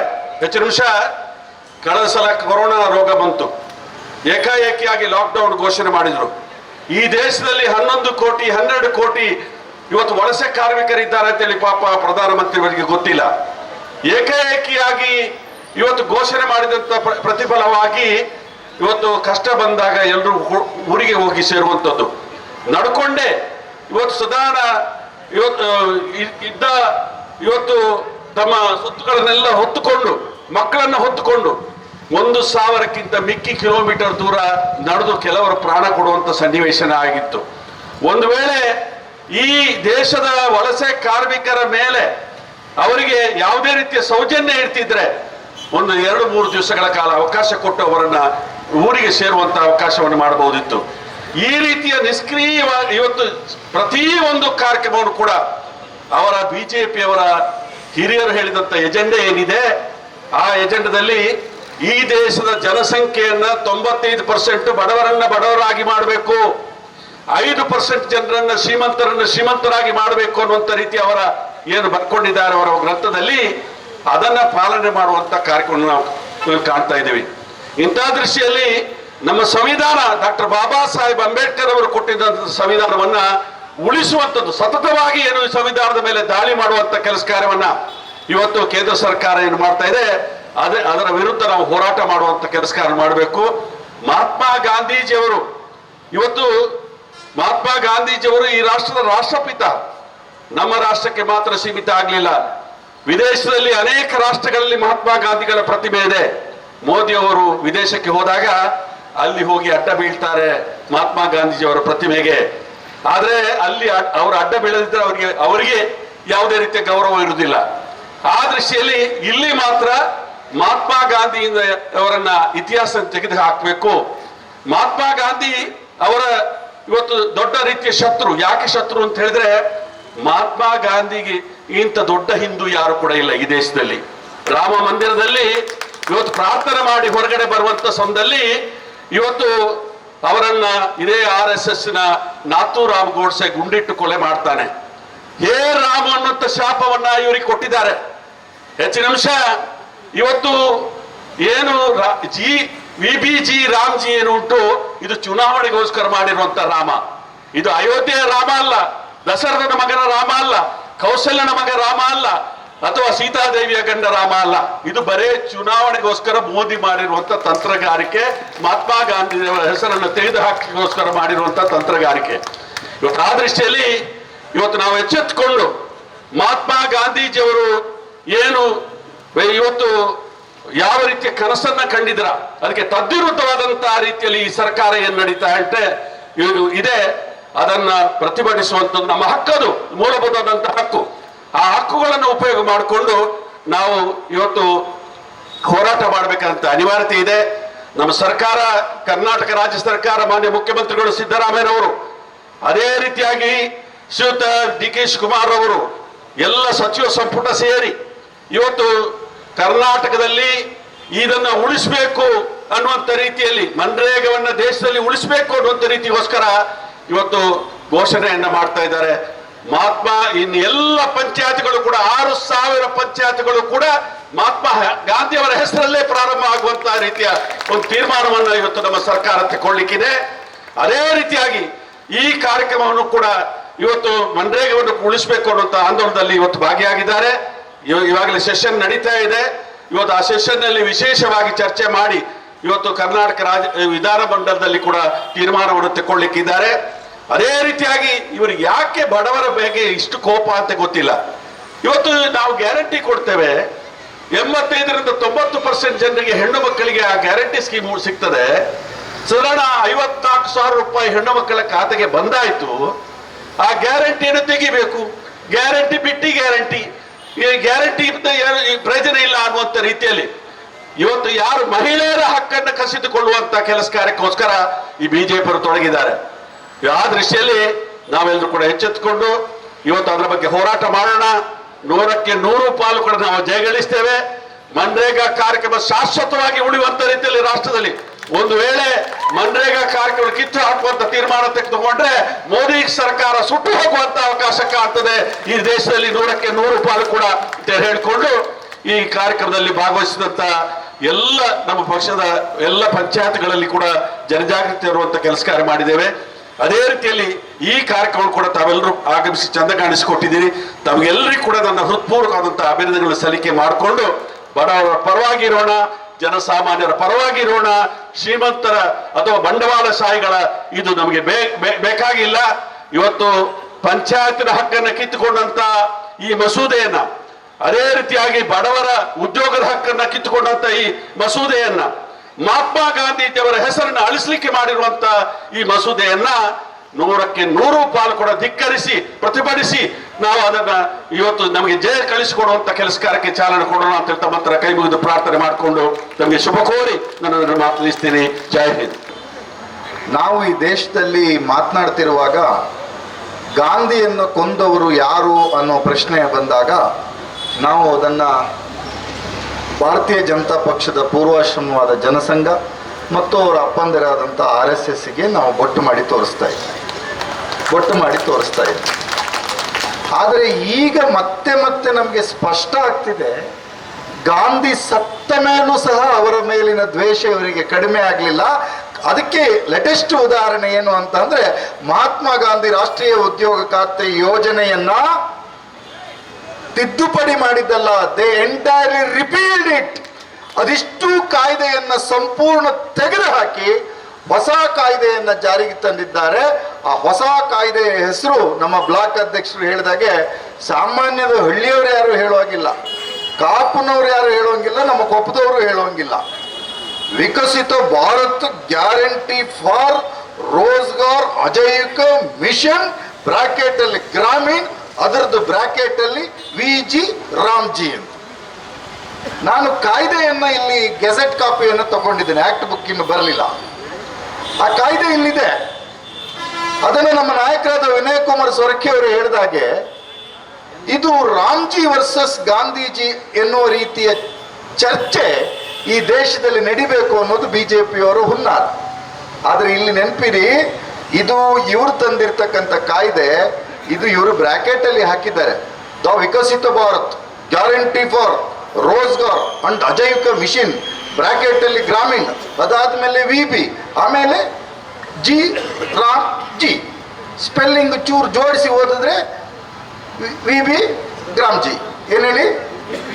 VB ಗ್ರಾಮ್ಜಿ ಅಂದ್ರೆ ರಾಮನನ್ನೂ ಸಹ ರಾಜಕೀಯಕ್ಕೆ ಬಳಸಿ ಶ್ರೀರಾಮ ಎನ್ನುವ ಅಗಾಧ ಚೇತನವನ್ನ, ವ್ಯಕ್ತಿತ್ವವನ್ನ, ದೈವತ್ವವನ್ನ ಎಷ್ಟು ರಾಜಕೀಯಕರಣಗೊಳಿಸಬಹುದು ಅನ್ನೋದಕ್ಕೆ ನರೇಂದ್ರ ಮೋದಿ ನೇತೃತ್ವದ ಬಿಜೆಪಿ ಸರ್ಕಾರ ನಮ್ಮೆದುರುಗಡೆ ಉದಾಹರಣೆಯಾಗಿ ನಿಂತಿದೆ. ಹಾಗಾದ್ರೆ ನನಗೊಬ್ಬರು ಗೆಳೆಯರು ಹೇಳಿದ್ರು, ಅರೆ ಗಾಂಧಿ ದೊಡ್ಡವರು ರಾಮ ದೊಡ್ಡವರು, ಗಾಂಧಿಗೆ. ನಾನು ಹೇಳಿದೆ, ಇದು ಗಾಂಧಿ ವರ್ಸಸ್ ರಾಮ ಅಂತ ನೀವು ಮಾಡ್ತಿದ್ದೀರಪ್ಪ, ನಮ್ಮ ಉದ್ದೇಶ ಅದಲ್ಲ. ನಾವು ರಾಮನ ಪರವೂ ಹೌದು, ಗಾಂಧಿಯ ಪರವೂ ಹೌದು. ಆದರೆ ನಮ್ಮ ಬಾರಾಮೋ ರಾಮನ ಪರ ಅಲ್ಲ. ಯಾರು ಬಾರಾಮೋ ರಾಮ ಅಂದ್ರೆ ಭಾರತೀಯ ಜನತಾ ಪಕ್ಷ, ರಾಷ್ಟ್ರೀಯ ಸ್ವಯಂ ಸೇವಕ ಸಂಘ ಮತ್ತು ಮೋದಿಯವರ ತರ ಹುಟ್ಟಿಸಿದ ರಾಮ ಅಲ್ಲ. ನಮ್ಮ ರಾಮ ಯಾರು ಅಂತಂದ್ರೆ ಹೊರಕೆ ಅವರು ಹೇಳಿದಂಗೆ ಅದು ದಶರಥ ನಂದನ ರಾಮ, ಸರ್ವರ ಅನುರಾಗ ಪ್ರಿಯ ರಾಮ, ಸೀತಾರಾಮ, ಕೋದಂಡ ರಾಮ. ನಿಮ್ಮ ರಾಮಕ್ಕೂ ನಮ್ಮ ರಾಮಂಗೂ ಸ್ವಲ್ಪ ವ್ಯತ್ಯಾಸ ಇದೆ. ನೀವು ತರ್ತಿರ್ತಕ್ಕಂಥ ರಾಮ ಅದು ಕೇವಲ ರಾಜಕೀಯದ ರಾಮ, ನಮ್ಮ ರಾಮ ಆಧ್ಯಾತ್ಮದ ರಾಮ. ನಮ್ಮ ರಾಮ ಯಾರು ಅಂದ್ರೆ ಗಾಂಧಿ ಉಸಿರು ಬಿಡುವ ಸಂದರ್ಭದಲ್ಲೂ ಸಹಿತ ಹೇ ರಾಮ ಎಂದು ಕೂಗಿದ್ರಲ್ಲ, ಅಂತಹ ಕರುಣಾಮಯಿ ರಾಮ ನಮ್ಮ ರಾಮ. ಹಾಗಾಗಿ ಈ ರಾಮ ಮತ್ತು ಗಾಂಧಿ ವಿಚಾರವನ್ನ ಆಚೆಗೆ ಬಿಟ್ಕೊಡು. ಈಗ ಸಬ್ಜೆಕ್ಟ್ ಏನು ಅಂದ್ರೆ ನಮ್ಮ ನವೀನ್ ಚಂದ್ರ ಶೆಟ್ಟರು ಪ್ರಸ್ತಾಪ ಮಾಡಿದ್ರಲ್ಲ, ಈ ಕಾಯ್ದೆಯಲ್ಲಿ ಏನ್ ತೊಂದರೆ ಆಗ್ತಿದೆ, ಇದನ್ನ ಬಿಜೆಪಿ ಗೆಳೆಯರುಗಳು ಚರ್ಚೆ ಮಾಡಬೇಕು. ಕಾಯ್ದೆಯಲ್ಲಿ ಏನ್ ತೊಂದರೆ ಆಗ್ತಿದೆ ಅಂದ್ರೆ, ಎಲ್ಲ ಕಡೆ ನಿನ್ನ ಬಸವರಾಜ ಬೊಮ್ಮಾಯಿ ಹೇಳಿದ್ದಾರೆ, ಅರೆ ಕಾಂಗ್ರೆಸ್ನವರಿಗೆ ಯಾಕೆ ಸಿಟ್ಟು ಬರ್ತಾ ಇದೆ, ನಾವು 100 ದಿನ ಇದ್ದಂತ ಉದ್ಯೋಗದ ದಿನಗಳನ್ನು 125 ದಿನಕ್ಕೆ ಹೆಚ್ಚಿಸಿದ್ದೇವೆ. ಕಾಯ್ದೆಯಲ್ಲಿ ಹೆಚ್ಚಿಸಿದ್ದೀರಿ. ವಾಸ್ತವ ಏನಿದೆ? ಮೊದಲು ಈ ಕಾಯ್ದೆಗಳ ಪ್ರಕಾರ ನರೇಗಾ ಕಾಯ್ದೆ ಇದ್ದಂತ ಸಂದರ್ಭದಲ್ಲಿ ಗ್ರಾಮೀಣರೇ ಅವರಿಗೆ ಯಾವ ಕಾಮಗಾರಿ ಬೇಕು ಅಂತೇಳಿ ಗ್ರಾಮ ಸಭೆಯಲ್ಲಿ ನಿರ್ಧಾರ ಮಾಡತಕ್ಕಂಥ ಅಧಿಕಾರವನ್ನು ಕೊಟ್ಟಿದ್ವಿ. ಈಗ ದೆಹಲಿಯಲ್ಲಿ ಕೂತಿರ್ತಕ್ಕಂಥ ಇವರು ಕಾಪುನಲ್ಲಿ ಯಾವ ಕಾರ್ಯಕ್ರಮ ಆಗಬೇಕು, ಉಡುಪಿಯಲ್ಲಿ ಯಾವ ಕಾರ್ಯಕ್ರಮ ಆಗಬೇಕು, ಕೊರಂಗ್ರಪಾಡಿಯಲ್ಲಿ ಯಾವ ಕಾರ್ಯಕ್ರಮ ಆಗಬೇಕು, ಹಿರಿಯಡಕದಲ್ಲಿ ಯಾವ ಕಾರ್ಯಕ್ರಮ ಆಗಬೇಕು ಅಂತ ದೆಹಲಿಯಲ್ಲಿ ಕೂತು ಅವರು ನಿರ್ಧಾರ ಮಾಡ್ತೇವೆ ಅಂತೇಳಿ ಈ ಕಾಯ್ದೆಯಲ್ಲಿ ಹೇಳಿದ್ದಾರೆ. ಅಂದ್ರೆ ಹಳ್ಳಿಗರಿಗೆ ಅವಕಾಶ ಇಲ್ಲ.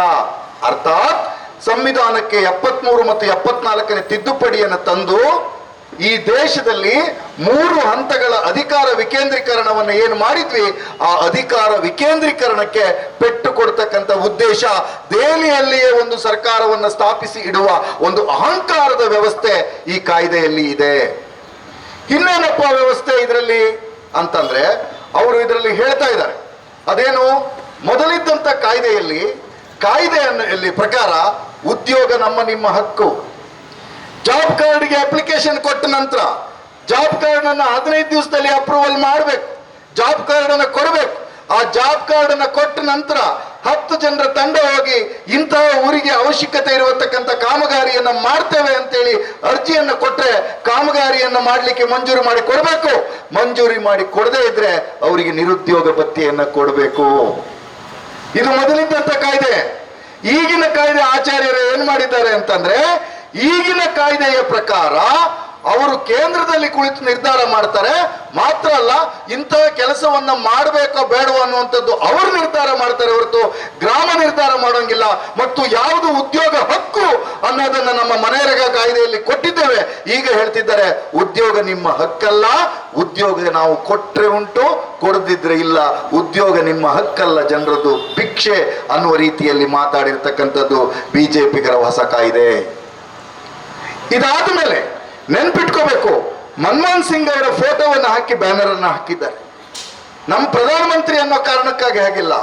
ವಿಶ್ವದ ಶ್ರೇಷ್ಠ ಎಕನಾಮಿಸ್ಟ್ ಆಗಿರ್ತಕ್ಕಂಥ ನರೇಂದ್ರ ಮೋದಿ ಅವರಿಗೆ ಗೊತ್ತಾಯ್ತು ಅದೇನೆಂದ್ರೆ ಮಹಾತ್ಮ ಗಾಂಧೀಜಿ ಕಂಡಿರ್ತಕ್ಕಂಥ ಗ್ರಾಮ ಸ್ವರಾಜ್ಯದ ಕನಸನ್ನ ಈಡೇರಿಸಬೇಕು ಅಂತಂದ್ರೆ ನಮ್ಮ ಗ್ರಾಮೀಣರಿಗೆ ಉದ್ಯೋಗದ ಹಕ್ಕನ್ನ ಕೊಡಬೇಕು ಅಂತ ಯೋಚನೆ ಮಾಡಿದ್ರಿಂದ UPA ಅವಧಿಯಲ್ಲಿ ನಾವು ಜಾರಿಗೆ ತಂದಿರತಕ್ಕಂಥ ಕಾಯ್ದೆ. ಈ ಕಾಯ್ದೆಗೆ 2,10,000 ಕೋಟಿ ಅನುದಾನವನ್ನು ಕೇಂದ್ರ ಸರ್ಕಾರ ಪ್ರತಿ ವರ್ಷ ಕೊಡಬೇಕಿತ್ತು. 2,10,000 ಕೋಟಿ ಅನುದಾನ. ಇವರ ಹಣೆ ಬರಕ್ಕೆ, ಇವರು ಅಧಿಕಾರಕ್ಕೆ ಬಂದ ಮೇಲೆ ಸರಾಸರಿ ಈ ವರ್ಷಕ್ಕೆ ಕೊಟ್ಟಿರ್ತಕ್ಕಂಥ ಅನುದಾನ 86,000 ಕೋಟಿ ರೂಪಾಯಿ ಮಾತ್ರ. ಹಾಗಾದ್ರೆ ಎಲ್ಲಿಗೆ ಹೋಯ್ತು ಅಂದ್ರೆ ಗ್ರಾಮೀಣರ ಬದುಕು ಇಲ್ಲ ಆಗಬೇಕು. ಗಾಂಧಿಯ ಫೋಟೋವನ್ನು ನಾವು ಯಾಕೆ ಹಾಕ್ತೇವೆ, ಆ ಯೋಜನೆಗೆ ಯಾಕೆ ಮಹಾತ್ಮ ಗಾಂಧಿಯ ಹೆಸರನ್ನೇ ಇಟ್ಟಿದ್ವಿ ಅಂತಂದ್ರೆ, ಗಾಂಧಿ ಪ್ರಸ್ತಾಪ ಮಾಡಿದ್ದು ಗ್ರಾಮ ಸ್ವರಾಜ್ಯದ್ದು. ಹಳ್ಳಿಯಿಂದ ದಿಲ್ಲಿ ಎನ್ನುವಂತ ಮಾತನ್ನ ಹೇಳಿರ್ತಕ್ಕಂಥದ್ದು ಮಹಾತ್ಮ ಗಾಂಧಿ. ದೇಶದ ಒಂದು ಪ್ರಬಲ ರಾಜಧಾನಿಯನ್ನ ಕಟ್ಟಿದ್ರೆ ಆಗಲ್ಲ, ಊರುಗಳ ಸಹಿತ ಅಭಿವೃದ್ಧಿ ಆಗಬೇಕು ಅನ್ನುವಂತ ಕನಸು ಕಂಡಿರ್ತಕ್ಕಂಥದ್ದು ಮಹಾತ್ಮ ಗಾಂಧಿ. ಆ ಯೋಜನೆಯ ಪ್ರಕಾರ ಮೊದಲು ಕಾಯ್ದೆ ಎಂತಂತೂ 100ಕ್ಕೆ 100ರಷ್ಟು ಹೊಣೆಗಾರಿಕೆ ಕೇಂದ್ರ ಸರ್ಕಾರ ಆಗಿತ್ತು. 10% ಪಾರ್ಟಿಸಿಪೇಷನ್ ಅನ್ನು ರಾಜ್ಯ ಸರ್ಕಾರ ಕೊಡದೇ ಹೋದರೂ ಸಹಿತ ಕೇಂದ್ರ ಸರ್ಕಾರವೇ 100ಕ್ಕೆ 100 ಅನುದಾನವನ್ನು ಕೊಡಬೇಕಾದಂತ ಹೊಣೆಗಾರಿಕೆ ಮೊದಲಿನ ಕಾಯ್ದೆಯಲ್ಲಿತ್ತು. ಈಗ ಕಾಯ್ದೆ ತಂದಿದ್ದಾರೆ. ಇವರಿಗೆ ಪಾರ್ಟ್ನರ್ಶಿಪ್ ಬಿಸ್ನೆಸ್ ಚಂದ ಬಿಜೆಪಿ ಅವ್ರದ್ದು. ಅಂಬಾನಿ ಜೊತೆಗೂ ಪಾರ್ಟ್ನರು, ಅದಾನಿ ಜೊತೆಗೂ ಪಾರ್ಟ್ನರು. ಹಾಗಾಗಿ ಇಲ್ಲೂ ಪಾರ್ಟ್ನರ್ಶಿಪ್ ಅಂತ ಹೇಳಿದ್ದಾರೆ. ಅದೇನಂದ್ರೆ ಟ್ಯಾಕ್ಸ್ ಮಾತ್ರ ರಾಜ್ಯ ಸರ್ಕಾರದಿಂದ ಬರಬೇಕು, ಆದ್ರೆ ಅನುದಾನವನ್ನು ನಾವು ನಿಮಗೆ ವಾಪಸ್ ಕೊಡೋದಿಲ್ಲ. 60-40 ಅನುಪಾತದಲ್ಲಿ ನೀವು ಅನುದಾನವನ್ನು ಕೊಡಬೇಕು, 40% ರಾಜ್ಯ ಹಾಕಬೇಕು ಅನ್ನೋದನ್ನ ಹೇಳ್ತಾ ಇದ್ದಾರೆ. ಸರಸಕ್ಕ ನಮ್ಮ ಮಹಿಳಾ ಕಾಂಗ್ರೆಸ್ಸಿನ ಕಾರ್ಯಕರ್ತರು ಇಲ್ಲಿ ತುಂಬಾ ಜನ ಕೂತಿದ್ದಾರೆ. ಮಹಿಳಾ ಸಮಾನತೆಯನ್ನು ನಾವು ಅದರಲ್ಲಿ ಸಾಧಿಸಿದ್ವಿ. ಇವರೇನು ಇದರಲ್ಲಿ ತಿದ್ದುಪಡಿ ಮಾಡಿದ್ದಾರೆ ಅಂತ ಹೇಳಲ್ಲ. ಆ ಕಾಯ್ದೆಯ ಶ್ರೇಷ್ಠತೆ ಹೌದು. ಕೂಲಿಯ ಸಮಾನತೆ, ಹೆಣ್ಣಿಗೂ ಮತ್ತು ಗಂಡಿಗೆ ಇಬ್ಬರಿಗೆ ಸಮಾನ ಕೂಲಿ, ಸಮಾನ ವೇತನವನ್ನ ನಾವು ಕೊಟ್ಟಿರ್ತಕ್ಕಂಥದ್ದು ನೆನ್ಪಿಟ್ಕೋಬೇಕು. ಇದರಲ್ಲಿ ಈ ಹೊಸ ಕಾಯ್ದೆಯನ್ನ ಏನ್ ಜಾರಿಗೆ ತಂದಿದ್ದಾರೆ, ಈ ಹೊಸ ಕಾಯ್ದೆಯನ್ನ ಜಾರಿಗೆ ತಂದಿದ್ರಲ್ಲಿ 60 ಅವರು ಹಾಕ್ತಾರೆ, 40 ನೀವು ಹಾಕಬೇಕು. ಈ ಬಿಜೆಪಿ ಯಾರು 60+60 ಹಾಕ್ತಾರೆ, ಅವ್ರದ್ದು ಭಾರಿ ಗಲಾಟೆ.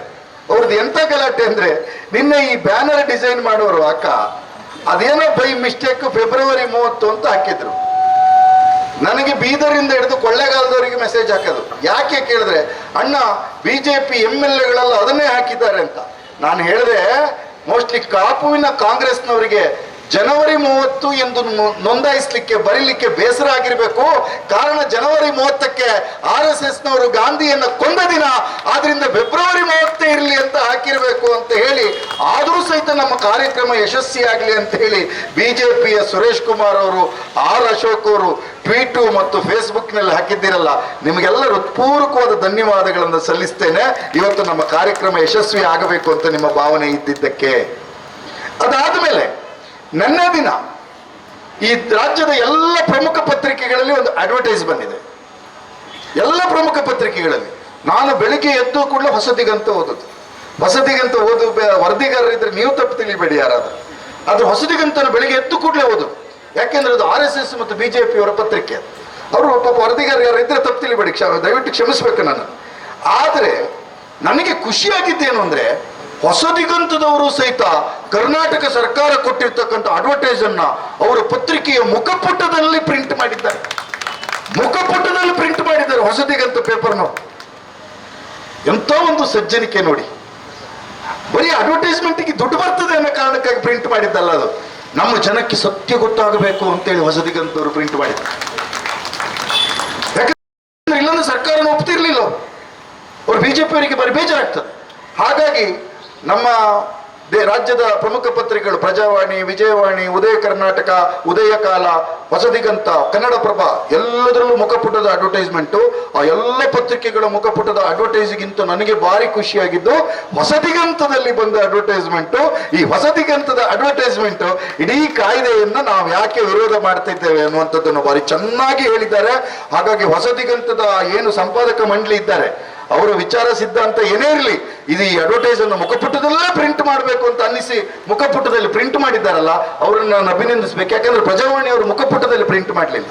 ಪ್ರಜಾವಾಣಿಯವರು ಪಲ್ಸರ್ ಬೈಕಿನ ಅಡ್ವರ್ಟೈಸ್ ಹಾಕಿದ್ದಾರೆ, ಒಳಪುಟದಲ್ಲಿ ಅಡ್ವರ್ಟೈಸ್ ಹಾಕಿದ್ದಾರೆ. ಆದ್ರೆ ಹೊಸದಿಗಂತವರು ಹಾಗೆ ಮಾಡಲಿಲ್ಲ. ಜನಕ್ಕೆ ಗೊತ್ತಾಗಬೇಕು ಅಂತ ಹೇಳಿ ಮುಖಪುಟದಲ್ಲಿ ಹಾಕಿದ್ದಾರೆ. ಆ ಮುಖಪುಟದಲ್ಲಿ ಹಾಕಿರ್ತಕ್ಕಂಥ ಹೊಸದಿಗಂತದ ಸಂಪಾದಕೀಯ ಮಂಡಳಿಗೆ, ಕಂಟೆಂಟ್ ಎಡಿಟರ್ಸ್ಗೆ ಹೃತ್ಪೂರ್ವಕವಾದಂತ ಅಭಿನಂದನೆಗಳನ್ನು ನಾನು ಈ ಸಂದರ್ಭದಲ್ಲಿ ಸಲ್ಲಿಸ್ತೇನೆ. ಹಾಗಂತ ಇಲ್ಲಿ ಯಾರಾದ್ರೂ ವರದಿಗಾರ ಸಹೋದರರು ಇದ್ರೆ ಅವ್ರು ತಪ್ಪು ತಿಳ್ಕೋಬಾರ್ದು. ಯಾಕಂದ್ರೆ ಅವ್ರು ಸುದ್ದಿ ಕಳಿಸೋದಷ್ಟೇ ಅವ್ರ ಜವಾಬ್ದಾರಿ. ಇದಾದ್ಮೇಲೆ ಭಾರಿ ಗಂಭೀರವಾಗಿ ನಾವು ಗಮನಿಸಬೇಕಾಗಿರ್ತಕ್ಕಂಥ ಸಂಗತಿ ಏನು ಅಂತಂದ್ರೆ, ಕನ್ನಡಪ್ರಭದ ವರದಿ ನೋಡಿ.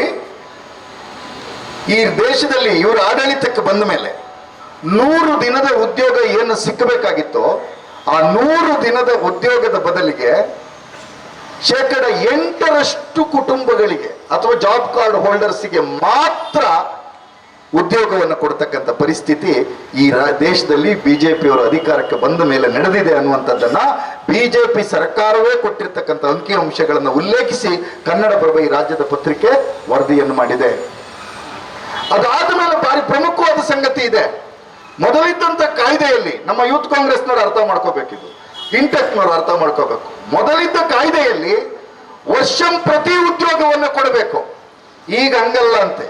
ಸ್ಥಳೀಯರು ವರ್ಷದ ಪ್ರಾರಂಭದಲ್ಲಿಯೇ 60 ದಿನ ಯಾವತ್ತು ನಾವು ಕೆಲಸ ಕೊಡೋಕ್ಕಾಗೋದಿಲ್ಲ ಅಂತ ಮೊದಲು ಕಳಿಸ್ಬೇಕಂತ. ವರ್ಷಕ್ಕೆ ಎಷ್ಟು ದಿನ ಇರೋದು? 365 ದಿನ. ಅದರ 60 ದಿನ ಆಲ್ರೆಡಿ ಕಟ್ ಮಾಡ್ತಾರೆ. ಉಳಿದಿರ್ತಕ್ಕಂಥ 305 ಚಿಲ್ಲರೆ ದಿನಗಳಲ್ಲಿ ಇವರು ಮತ್ತೆ ಕಟ್ ಮಾಡ್ತಾರೆ ಅಂತೆ. ಯಾವುದು? Peak agricultural season. Peak agricultural season ಇದ್ರೆ ಕೆಲಸ ಕೊಡೋಂಗಿಲ್ಲ. ಮೊದಲಿದ್ದಂತ ಕಾಯ್ದೆಗಳಲ್ಲಿ ನೆರೆ ಬಂದ್ರೆ, ಬರ ಬಂದ್ರೆ ಕೆಲಸ ಹೆಚ್ಚು ಕೊಡಬೇಕು ಅಂತಿದ್ರೆ ಇವರು ಹೇಳ್ತಾ ಇದ್ದಾರೆ, ನೆರೆ ಬಂದ್ರೆ, ಬರಗಾಲ ಇದ್ರೆ ಕೆಲಸ ಕಡಿಮೆ ಕೊಡಬೇಕು ಅಂತ ಹೇಳ್ತಿದ್ದಾರೆ. ಅದರ ಅರ್ಥ ಗ್ರಾಮೀಣದ ಜನ, ಹಳ್ಳಿಯ ಜನ ಉಪವಾಸದಿಂದ ಸಾಯಬೇಕು ಎನ್ನುವ ನರಬಲಿ ಬಯಸ್ತಕ್ಕಂಥ ಸರ್ಕಾರ ಕೇಂದ್ರದಲ್ಲಿ ಇದೆ ಅನ್ನುವಂಥದ್ದನ್ನ ನಾವು ಖಂಡಿತವಾಗಿ ಹೇಳಬೇಕು. ನರಬಲಿ ಬಯಸ್ತಕ್ಕಂಥ ಸರ್ಕಾರ. ನಮ್ಮ ವಿನಯ್ ಕುಮಾರ್ ಸರ್ಕೆ ಅವರು ಹೇಳಿದ್ರು, ಕಾಯ್ದೆಯನ್ನು ಬದಲಾಯಿಸ್ತೇವೆ ಅಂತೇಳಿ ಅಂತ. ಅವ್ರೇನಾದ್ರು ಬದಲಾಯಿಸದೇ ಇದ್ರೆ ಇನ್ನು 2.5 ವರ್ಷ ಅಷ್ಟೇ ಅವರದು ಸರ್ಕಾರ ಕೇಂದ್ರದಲ್ಲಿ. ನಂತರ ಕಾಂಗ್ರೆಸ್ ನೇತೃತ್ವದ ಸರ್ಕಾರ ಕೇಂದ್ರದಲ್ಲಿ ಬರ್ತಾರೆ. ಬಂದಾಗ ಮೊದಲು ರಿಪೀಲ್ ಮಾಡ್ತಕ್ಕಂಥ ಕಾಯ್ದೆ ಯಾವುದು ಅಂತಂದ್ರೆ ಬಡ ಜನರಿಗೆ ದ್ರೋಹ ಮಾಡಿರ್ತಕ್ಕಂಥ ಇವ್ರದ್ದು ಏನು VB, ಅದು ರಾಮ್ಜಿ ಅಲ್ಲ, ಗ್ರಾಮ್ಜಿ. ಏನ್ ಹೇಳಿ? VG ಗ್ರಾಮ್ಜಿ. ಮೊನ್ನೆ ನಮ್ಮ ರಾಜ್ಯದ ರಾಜ್ಯಪಾಲರು ತಾವರ್ ಚಂದ್ ಗೆಹ್ಲೋಟ್, ಹಿಸ್ ಹೈನೆಸ್ ತಾವರ್ ಚಂದ್ ಗೆಹ್ಲೋಟ್ ಅವರು, ನಮಗೆ ಶೇಖರಣ್ಣ ನಮ್ಮ ರಾಜ್ಯಕ್ಕೆ ರಾಜ್ಯಪಾಲರು ಬಂದಿದ್ದು ಅಂತ ತಿಳ್ಕೊಂಡಿದ್ವಿ. ನಮ್ಮ ಕಾರ್ಕಳದ ಸುನಿಲ್ ಕುಮಾರ್ರಿಗೆ ಮಾತ್ರ ಅವ್ರದ್ದು ಜಾತಿ ಯಾವುದು ಅಂತ ಗೊತ್ತಾಗಿದೆ. ಈ ರಾಜ್ಯದ ಇತಿಹಾಸದಲ್ಲಿ ಮೊದಲ ಬಾರಿಗೆ ಒಬ್ಬ ಶಾಸಕ ರಾಜ್ಯಪಾಲರದ್ದು ತಪ್ಪು ಯಾವುದು ಸರಿ ಯಾವುದು ಅನ್ನೋದ್ರ ಬದಲು ರಾಜ್ಯಪಾಲರು ಜಾತಿ ಸರ್ಟಿಫಿಕೇಟ್ ಹಿಡ್ಕೊಂಡು ಮಾತಾಡ್ತಕ್ಕಂಥ ಒಬ್ಬ ಅವಿವೇಕಿ ಶಾಸಕರಿದ್ರೆ ಅದು ಈ ಉಡುಪಿಯ ಕಾರ್ಕಳದ ವಿಧಾನಸಭೆ ಕ್ಷೇತ್ರದ ಸುನಿಲ್ ಕುಮಾರ್ ಅವರು ಮಾತಾಡ್ತಾ ಇದ್ದಾರೆ. ನಾವು ರಾಜ್ಯಪಾಲರನ್ನು ಕಳಿಸ್ಕೊಟ್ಟಿದ್ದಾರೆ ನರೇಂದ್ರ ಮೋದಿ ಅವರು, ನಮ್ಮ ದ್ರೌಪದಿ ಮುರ್ಮು ಅವರು ಅಂತ ತಿಳ್ಕೊಂಡ್ರೆ ಇವರು ಹೇಳ್ತಿದ್ದಾರೆ ದಲಿತರಿಗೆ ಅವಮಾನ ಮಾಡಿದ್ರಿ, ದಲಿತರಿಗೆ ಅವಮಾನ. ದಲಿತರಿಗೆ ಅವಮಾನ ಮಾಡತಕ್ಕಂಥ ಪ್ರಶ್ನೆ ಅಲ್ಲ, ದಲಿತರಿಗೆ, ಬಡವರಿಗೆ, ಸ್ತ್ರೀಯರಿಗೆ, ಹಳ್ಳಿಗರಿಗೆ ಕೊಡ್ತಕ್ಕಂಥ ಉದ್ಯೋಗದ ಖಾತ್ರಿಯನ್ನ ಕಿತ್ತುಕೊಳ್ತಿರ್ತಕ್ಕಂಥ ತೀರ್ಮಾನದ ವಿರುದ್ಧ ಈ ಸರ್ಕಾರ ತಗೊಳ್ತಕ್ಕಂಥ ನಿರ್ಣಯದ ಪರವಾಗಿ ಅವರು ಮಾತನಾಡಲಿಲ್ಲ ಅನ್ನುವ ಕಾರಣಕ್ಕಾಗಿ ನಾವು ವಿರೋಧವನ್ನು ಮಾಡಿದ್ದೇವೆ ರಾಜ್ಯಪಾಲರಿಗೆ. ಆದರೆ ರಾಜ್ಯಪಾಲರ ಭಾಷಣವನ್ನ ನಮ್ಮ ಪತ್ರಕರ್ತ ಸ್ನೇಹಿತರಿಗಾಗಿ ನಾನು ಪ್ರದರ್ಶನ ಮಾಡ್ತಾ ಇದ್ದೇನೆ. ಪತ್ರಕರ್ತ ಸ್ನೇಹಿತರಿಗಾಗಿ ರಾಜ್ಯಪಾಲರ ಭಾಷಣದ ಪ್ರತಿ ಇಲ್ಲಿದೆ, ಸುಮಾರು ಒಂದು 18 ಪುಟಗಳ ಪ್ರತಿ. ಇದನ್ನು ಓದದೆ ಹೋದ್ರಲ್ಲ ನೀವೆಲ್ಲ ಚಿಂತಕರು, ನೀವು ಇದನ್ನ ಭಾಷಣವನ್ನು ಓದಬೇಕು. ಇದರಲ್ಲಿ ಮನ್ರೇಗಾ ಯೋಜನೆಯನ್ನ ರದ್ದು ಮಾಡಬೇಕು, ವಿಬಿ ಗ್ರಾಮ್ಜಿ ಏನು ಯೋಜನೆಯನ್ನು ತರ್ತಾ ಇದ್ದೀರಿ ತಿದ್ದುಪಡಿ ಮಾಡಿ, ಈ ತಿದ್ದುಪಡಿ ಜನವಿರೋಧಿಯಾಗಿದ್ದು ಅನ್ನೋದು ಹೇಳಿದ್ದನ್ನು ಬಿಟ್ರೆ ಉಳಿದಂತೆ ಈ ಸರ್ಕಾರ ಈ ಬರ್ತಕ್ಕಂಥ ಬಜೆಟ್ನಲ್ಲಿ ಜನಪರವಾಗಿ ಯಾವ ಕಾರ್ಯಕ್ರಮಗಳನ್ನ ಯಾವ ಯೋಜನೆಗಳನ್ನ ಕೈಗೊಳ್ತೇವೆ ಅನ್ನುವಂತ ಇದ್ದಂತ ವರದಿಯನ್ನು ಸಹಿತ ಓದದೆ ನಮ್ಮ ರಾಜ್ಯಪಾಲರು ಹೋದ್ರು ಅಂತಂದ್ರೆ ಈ ರಾಜ್ಯಪಾಲರನ್ನ ನಾವು ದ್ರೌಪದಿ ಮುರ್ಮು ಅವರ ಪ್ರತಿನಿಧಿ ಅಲ್ಲ, ಇವರು ಅಮಿತ್ ಶಾ ಅವರ ಪ್ರತಿನಿಧಿ ಅಂತ ಹೇಳಬೇಕಾಗ್ತದೆ. ಇದು ಏನಾದ್ರೂ ಪ್ರಜಾಪ್ರಭುತ್ವವಾಗಿರ್ತಕ್ಕಂಥ ನಮ್ಮ ಹಕ್ಕು.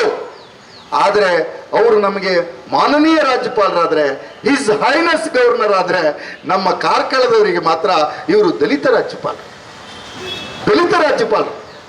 ಮಿಸ್ಟರ್ ಸುನಿಲ್ ಕುಮಾರ್ ಈ ರಾಜ್ಯಕ್ಕೆ ರಾಜ್ಯಪಾಲರನ್ನ ಕಳಿಸಿದ್ದೆ ಹೊರತು ರಾಜ್ಯಪಾಲರಿಗೆ ಮೀಸಲಾತಿ ಅಡಿಗಡೆ ಜಾತಿಯನ್ನು ನೋಡಿ ಇಲ್ಲಿಗೆ ರಾಜ್ಯಪಾಲರನ್ನ ಕಳಿಸಿಲ್ಲ ಅನ್ನುವಂತ ಸತ್ಯವನ್ನು ನೀವು ಅರ್ಥ ಮಾಡ್ಕೋಬೇಕು. ಇಲ್ಲ ಅಂದ್ರೆ ರಾಜ್ಯಪಾಲರಿಗೂ ಸಹಿತ ನೀವು ಜಾತಿಯನ್ನು ನೋಡಿ ಕಳಿಸ್ತೀವಿ ಅಂತಂದ್ರೆ ರಾಜ್ಯಪಾಲರು ಆಗ್ಲಿಕ್ಕೆ ಎಲ್ಲರೂ ಜಾತಿ ಸರ್ಟಿಫಿಕೇಟ್ ಅನ್ನು ಮಾಡಿಸ್ಕೊಳ್ತಕ್ಕಂಥದ್ದು ಒಳ್ಳೇದಿದ್ರೆ ಅದನ್ನು ಸುನಿಲ್ ಕುಮಾರ್ ಅವರು ಹೇಳಬೇಕಾಗ್ತದೆ. ಸ್ನೇಹಿತರೆ, ಈ ಒಕ್ಕೂಟ ವ್ಯವಸ್ಥೆಯಲ್ಲಿ ಒಂದು ಪ್ರಬಲವಾದ ಕೇಂದ್ರ ಸರ್ಕಾರ ಹೇಗಿರಬೇಕು ಅಷ್ಟೇ ಪ್ರಬಲವಾದಂಥ ರಾಜ್ಯ ಸರ್ಕಾರಗಳು ಇರಬೇಕು ಅನ್ನೋದು ನಮ್ಮ ಸಂವಿಧಾನ. ಆ ಸಂವಿಧಾನದ ಆಶಯಗಳಿಗೆ ವಿರುದ್ಧವಾಗಿ ರಾಜ್ಯ ಸರ್ಕಾರವನ್ನು ಬಲಿಪಡತಕ್ಕಂಥ ರೀತಿಯಲ್ಲಿ ಟ್ಯಾಕ್ಸ್ ನಮ್ಮದು, ರಿಟರ್ನ್ ಇಲ್ಲ. ನಾವು ಒಳಗಡೆ ಮೀನಂಗಡಿಗೆ ನಮ್ಮ ಸಂದೀಪ್ ಅವ್ರ ಜೊತೆ ಹೋದೆ ನೋಡ್ಲಿಕ್ಕೆ. ಆ ಮೀನಂಗಡಿ ಅಕ್ಕಂದ್ರೆ ಎಲ್ಲ ಹೇಳ್ತಿದ್ದಾರೆ, ಸಂದೀಪ್ ಹೇಳಿದ್ರು ನಾನು 5 kg ತೆಗೆದ್ರೆ ಮತ್ತೊಂದು 5 ಮೀನು ಎಕ್ಸ್ಟ್ರಾ ಹಾಕ್ತಾರೆ ಅಂತ. ನಮ್ಮ ಎಲ್ಲ ಈ ಮೀನು ಮಾರಾಟ ಮಾಡುವ ಎಲ್ಲ ತಾಯಿಯಂದ್ರನ್ನ ಯಾರೇ ಯಜಮಾನರನ್ನು ನೋಡಿ, ನೀವು 1 kg ಮೀನು ತಗೊಂಡ್ರೆ ಆ 1 kg ಮೀನು ತೂಕ ಮಾಡಿ ಪ್ಲಾಸ್ಟಿಕ್ಗೆ ಹಾಕಿದ ಮೇಲೆ ಎಕ್ಸ್ಟ್ರಾ ಒಂದು ಬೊಂಬೆಡೆ, ಕರೆಕ್ಟ್ ಅಲ್ಲ? ಎಕ್ಸ್ಟ್ರಾ ಒಂದು ಅಂಜಲ್ ಪೀಸ್, ಎಕ್ಸ್ಟ್ರಾ ಒಂದು ಬೂತಾಯಿ, ಕರೆಕ್ಟ್ ಅಲ್ಲ? ಉಂಟು. ಆದರೆ BJP ಸರ್ಕಾರ ಇಂತಹ ತಾಯಂದ್ರಿಗಿರಬೇಕಾದಂಥ ಒಳ್ಳೆತನದ ಭಾವನೆ ಇಲ್ಲದೆ ಇರತಕ್ಕಂಥ ಒಂದು ಸರ್ಕಾರ. ಕಾರಣ ಇವ್ರು ಏನು ಮಾಡ್ತಿದ್ದಾರೆ ಅಂದರೆ, ನಾವು ಕೊಡಬೇಕಷ್ಟೇ. ಇವರಿಗೆ ನಾವು 5 ಬಂಗಡೆ ಕೊಟ್ಟರೆ ಅವರು 5 ಬಂಗಡೆನ ಇಟ್ಕೊಂಡು ನಮಗೆ ಪ್ಲಾಸ್ಟಿಕ್ ತೊಟ್ಟೆ ಮಾತ್ರ ವಾಪಸ್ ಕೊಡು. ಹಾಗಾಗಿ ನಾವು ಹೇಳ್ತಾ ಇದ್ದೇವೆ, ನಮಗೆ ತೆರಿಗೆಯಲ್ಲಿ ಸಮಪಾಲು ಕೊಡಬೇಕು. ಸಮಪಾಲನ್ನು ಕೊಡದೆ ಯಾವುದೇ ರಾಜ್ಯ ಸರ್ಕಾರಗಳಿಗೆ 40% ಹೊಣೆಗಾರಿಕೆಯನ್ನು ಹಾಕೋದು ತಪ್ಪು ಅನ್ನುವಂಥದ್ದನ್ನು ನಾವು ಹೇಳ್ತಾ ಇದ್ದೇವೆ. ಸ್ನೇಹಿತರೆ, ಇದು ನಾನು ಪ್ರದರ್ಶನ ಮಾಡ್ತಾ ಇರ್ತಕ್ಕಂಥದ್ದು ಇಂಡಿಯನ್ ಎಕ್ಸ್ಪ್ರೆಸ್ ಪತ್ರಿಕೆಯಲ್ಲಿ ಸೋನಾಲ್ ದೇಸಾಯಿ ಅಂತ ಹೇಳಿ ಬರೆದಿರ್ತಕ್ಕಂಥ ಒಂದು ಎಡಿಟೋರಿಯಲ್ ಪೇಜಿನ ಲೇಖನ. ಈ BJP ಅವರಿಗೆ ಕಷ್ಟ, ಶೋಭಕ್ಕಂಗೂ ಓದಕ್ಕೆ ಬರಕ್ಕಲ್ಲ, ಅವರು ನಮ್ಮ ಶೇಖರಣ್ಣ ಹೇಳ್ದಂಗೆ ನಮ್ಮ ಶ್ರೀನಿವಾಸ ಅಣ್ಣನಿಗೂ ಓದ್ಲಿಕ್ಕೆ ಬರೋದಿಲ್ಲ. ನೀವು ಇದನ್ನೆಲ್ಲ ಓದಬೇಕು. ಇಂಡಿಯನ್ ಎಕ್ಸ್ಪ್ರೆಸ್ ಕಾಂಗ್ರೆಸ್ನವ್ರ ಪತ್ರಿಕೆ ಅಲ್ಲ. ಅಂತ ಇಂಡಿಯನ್ ಎಕ್ಸ್ಪ್ರೆಸ್ ಪತ್ರಿಕೆಯಲ್ಲಿ ಎಡಿಟೋರಿಯಲ್ ಪೇಜ್ನಲ್ಲಿ ಬರೆದಿದ್ದಾರೆ. ಅದೇನು ಅಂತಂದರೆ, ಮರೇಗಾ ಅಂತಕ್ಕಂಥ ಯೋಜನೆ ವಿಶ್ವದಲ್ಲಿಯೇ ಅತಿ ವಿಶಿಷ್ಟವಾದಂತಹ ಒಂದು ಯೋಜನೆ ಇದ್ದರೆ ಅದು UPA ಸರ್ಕಾರ ತಂದಿರ್ತಕ್ಕಂಥ ನರೇಗಾ ಯೋಜನೆ. ಸೊ ಇಂತಹ ಸಂದರ್ಭಗಳಿಗೆ ನಾವು ಧೈರ್ಯದಿಂದ ಗಟ್ಟಿಯಾಗಿ ನಾವು ಮಾತಾಡಬೇಕು. ಉದ್ಯೋಗ ಅಂತಕ್ಕಂಥದ್ದು ನಮ್ಮ ಹಕ್ಕು, ಶಿಕ್ಷಣ ಅನ್ನೋದು ನಮ್ಮ ಹಕ್ಕು, ವಸತಿಯನ್ನು ಪಡಿತಕ್ಕಂಥದ್ದು ನಮ್ಮ ಹಕ್ಕು, ಒಳ್ಳೆಯ ಆರೋಗ್ಯವನ್ನು ಪಡಿತಕ್ಕಂಥದ್ದು ನಮ್ಮ ಹಕ್ಕು. ಆ ಹಕ್ಕುಗಳನ್ನು ನೀವು ಯಾರು ಕಿತ್ಕೊಳ್ತೀರಿ ಅದರ ವಿರುದ್ಧವಾಗಿ ಜನಾಂದೋಲನ ಮಾಡ್ತಾರೆ. ಆದ್ರಿಂದ ಕಾಪು ಈ ಮಟ್ಟಿಗೆ ಒಂದು ವಿಶೇಷತೆಯನ್ನು ಪ್ರದರ್ಶನ ಮಾಡಿದೆ. ಇವತ್ತು ಮಹಾತ್ಮ ಗಾಂಧಿಯವರನ್ನು ಬಲಿ ಪಡೆದಿರ್ತಕ್ಕಂಥ ದಿನ. ಬಲಿ ಪಡೆದವರು ಯಾರು ಅಂದರೆ, ಯಾರು ಮಹಾತ್ಮ ಗಾಂಧಿ ರಾಷ್ಟ್ರೀಯ ಉದ್ಯೋಗ ಖಾತ್ರಿ ಯೋಜನೆಯನ್ನು ಬಲಿ ಪಡೆದಿದ್ದಾರೋ ಅವರೇ ಗಾಂಧಿಯನ್ನ ಗುಂಡಿಟ್ಟು ಕೊಂದಿರ್ತಕ್ಕಂಥದ್ದು. ಇಲ್ಲಾಂದ್ರೆ ನಿಮಗೆ ಯಾಕಪ್ಪ ಸಿಟ್ಟು? ಕಾಯ್ದೆಯನ್ನು ತಿದ್ದುಪಡಿ ಮಾಡ್ತೀರಿ, ತಿದ್ದುಪಡಿ ಮಾಡ್ತೀಗ ಗಾಂಧಿ ಹೆಸರನ್ನ ಒಂದು ಕಿತ್ತಾಕಬೇಕು ಅಂತ ನಿಮ್ಗೆ ಯಾಕೆ ಸಿಟ್ಟು? ಆಯ್ತಪ್ಪ, ಗಾಂಧಿ ಮೇಲೆ ಅಷ್ಟು ಸಿಟ್ಟಿತ್ತು ಅಂತೇಳಿ ಅವ್ರ ಮೇಲೆ ಅಷ್ಟು ಸಿಟ್ಟು ತೀರಿಸ್ಕೊಳ್ಳಿ. ಅದೇ ಸಿಟ್ಟನ್ನು ನಮ್ಮ ಬಡವರ ಮೇಲೆ, ಹಳ್ಳಿಗರ ಮೇಲೆ, ರೈತರ ಮೇಲೆ, ಕೂಲಿ ಕಾರ್ಮಿಕರ ಮೇಲೂ ತೀರಿಸ್ಕೊಳ್ತೀರಿ ಅಂದರೆ ನೀವು ಸತ್ಯವಾಗಿ ಹೇಳ್ತೇನೆ, ಭಾರತೀಯ ಜನತಾ ಪಕ್ಷ ಅಂದರೆ ಅದು ಜರ್ಮನ್ವಾದಿ ಸಿದ್ಧಾಂತದ ಜನತಾ ಪಕ್ಷ. ಹಾಗಾಗಿ ನಾಡು ಇಲ್ಲೆಲ್ಲ ಸಹಿತ ಎಂಥದೋ ಒಂದು ಮೆರವಣಿಗೆ ಮಾಡ್ತಿದ್ದಾರೆ. ಯಾರು ಕನ್ಫ್ಯೂಸ್ ಆಗೋದು ಬೇಡ. ಅಲ್ಲಕ್ಕ, ಅದು ಮಾಡ್ತಾ ಇರತಕ್ಕಂಥದ್ದು RSSಗೆ 100 ವರ್ಷ ತುಂಬಿದ್ದಕ್ಕೆ ಜನವರಿ 15ರಿಂದ ಫೆಬ್ರವರಿ 3ರವರೆಗೆ ಎಲ್ಲ ಕಡೆಯೂ ಸಮಾಜೋತ್ಸವ. ಈ BJP ಅವರು ಯಾಕೆ ಅದರಲ್ಲಿ ಸ್ಪೀಡಾಗಿ ಓಡಾಡ್ತಿದ್ದಾರೆ ಅಂದರೆ, ಅವರಿಗೆ ಗ್ರಾಮ ಪಂಚಾಯಿತಿ, ಜಿಲ್ಲಾ ಪಂಚಾಯಿತಿ, ತಾಲೂಕು ಪಂಚಾಯಿತಿ ಎಲೆಕ್ಷನ್ ಬರ್ತದೆ ಅಂತ ಗೊತ್ತಿದೆ. ಹಾಗಾಗಿ BJP ಅವರು ಸಹಿತ ನಾವು ಹಿಂದೂ, ನಾವು ಹಿಂದೂ. ಅರೆ, ನೀವು ಹಿಂದೂ ಅನ್ನೋದ್ರ ಬಗ್ಗೆ ನಿಮಗೆ ಡೌಟ್ ಇರ್ಬೋದ್ರಿ, ನಮಗೆ ನಾವು ಹಿಂದೂ ಅನ್ನೋದ್ರಲ್ಲಿ ಯಾವುದೇ ಡೌಟ್ ಇಲ್ಲ, ನಮಗೆ ಯಾವುದೇ ಡೌಟ್ ಇಲ್ಲ. ಆದ್ರಿಂದ ಸಂವಿಧಾನವನ್ನು ಒಪ್ಪಿಕೊಂಡಿರ್ತಕ್ಕಂಥ ನಾವು ಸಹಿತ ಒಂದು ಸರ್ವ ಸಮಾಜೋತ್ಸವವೂ ಸುಖವಾಗಿರಬೇಕು. ಹಾಗಾಗಿ ನಮ್ಮ ಮನರೇಗಾ ಯೋಜನೆಯಲ್ಲಿ ಅಧ್ಯಕ್ಷರೇ ಸರ್ವ ಸಮಾಜಕ್ಕೂ ಕೊಟ್ಟಿರ್ತಕ್ಕಂಥ ಕೊಡುಗೆ. ಇದರಲ್ಲಿ ಹಿಂದೂ ನೋಡಲಿಲ್ಲ, ಮುಸಲ್ಮಾನ್ ನೋಡಲಿಲ್ಲ, ಕ್ರಿಶ್ಚಿಯನ್ ನೋಡಲಿಲ್ಲ, ಯಾವುದೇ ಜಾತಿ ಅಂತ ನೋಡಲಿಲ್ಲ. ಯಾರು ಗ್ರಾಮ ಪಂಚಾಯತಿ ವ್ಯಾಪ್ತಿಯೊಳಗೆ ಇರ್ತಾರೆ, ಯಾರು ನಮಗೆ ಉದ್ಯೋಗ ಬೇಕು ಅಂತ ಬಯಸ್ತಾರೆ, ಅವರಿಗೆ ಜಾತಿ ಮತ ಧರ್ಮವನ್ನು ನೋಡದೆ ಸಂವಿಧಾನದ ಆಶಯದಂತೆ ಕೊಟ್ಟಿರ್ತಕ್ಕಂಥ ಹಕ್ಕನ್ನ ನೀವು ಕಿತ್ಕೊಳ್ತಿದ್ದೀರಿ ಅನ್ನುವ ಕಾರಣಕ್ಕಾಗಿ ಇವತ್ತು ಜನವರಿ 30ಕ್ಕೆ ಏನು ಈ ಆಂದೋಲನವನ್ನು ಪ್ರಾರಂಭ ಮಾಡ್ತಿದ್ದೇವೆ. ಇದನ್ನು ಗಟ್ಟಿಯಾಗಿ ಈ ಆಂದೋಲನವನ್ನು ಮುಂದುವರಿಸೋಣ. ನಾಡ್ದು ಅವರು ನಡೀತಿರ್ತಕ್ಕಂಥ ಅವ್ರಿಗೆ ನೋಡಿ, ಎಲ್ಲ ಕಡೆ RSSಗೆ ಪತ್ರಕರ್ತರು ಇದೊಂದು ಬಾಕ್ಸ್ ಐಟಮ್ ಹಾಕಿ ಬರೀರಿ. ಅವ್ರು ಎಲ್ಲೂ ಸಹಿತ RSSಗೆ 100 ತುಂಬಿದ್ದಕ್ಕೆ ಹಿಂದೂ ಸಮಾಜೋತ್ಸವ ಮಾಡ್ತಿದ್ದೀವಿ ಅಂತ ಹೇಳಲಿಲ್ಲ. ಮೋಹನ್ ಭಾಗವತ್ ಅವರು ಭಾಷಣ ಮಾಡಿ ಹೇಳಿದ್ದಾರೆ ಜನವರಿ 15ರಿಂದ ಫೆಬ್ರವರಿ 3ರವರೆಗೆ ಮಾಡಬೇಕಂತ. ಇಲ್ಲಿ ಬಂದು ನಿನ್ನೆ ನಮ್ಮೂರಲ್ಲಿ ನಾನು ಮಂಜುನಾಥ್ ಅವರು ಕೂತ್ಕೊಂಡು ಒಂದಷ್ಟು ಜನರನ್ನು ಮಾತಾಡ್ಸಿದ್ವಿ. ಅಲ್ಲ, ಯಾಕ್ರೆ ಅಲ್ಲ, ಅವರು ಧರ್ಮ ದೇವರು ಅಂತ ಹೇಳಿದ್ರು, ಅದಕ್ಕಾಗಿ ನೀವು ಇದು RSS ಆಗಿದ್ರೆ ಹೋಗ್ತಿರ್ಲಿಲ್ಲ ಅಂತ. ಆಮೇಲೆ ಅವರಿಗೆ ಕರಪತ್ರದ ಸಣ್ಣ ಚಿತ್ರವನ್ನು ತೋರಿಸಿದ್ವಿ, RSSಗೆ 100 ಅದರ ಪ್ರಯುಕ್ತ ಸಮಾಜೋತ್ಸವ ಅಂತ. ಅದನ್ನು ನೋಡಿದ ಕೂಡಲೇ ನಮಗೆ ಮೋಸ ಮಾಡಿದ್ದಲ್ಲ ಮಾರ್ರೆ ಅವರು, ದೇವರ ಹೆಸರು ಹೇಳಿ ಯಾವಾಗಲೂ ಮೋಸ ಮಾಡೋದ್ರಲ್ಲಿ BJP ಅವರು ನಿಸ್ಸಿಮ್ರು ಮಾರ್ರೆ ಅಂತ ಹೇಳಿ ಇನ್ನೂ ಹಾಗೆ ಹೋಗೋದಿಲ್ಲ ಅನ್ನುವಂಥ ಮಾತನ್ನು ಹೇಳಿದ್ದಾರೆ. ನಾವು ಸಹಿತ ಸ್ಪಷ್ಟವಾದ ಉಲ್ಲೇಖವನ್ನು ತಗೊಳ್ಬೇಕು.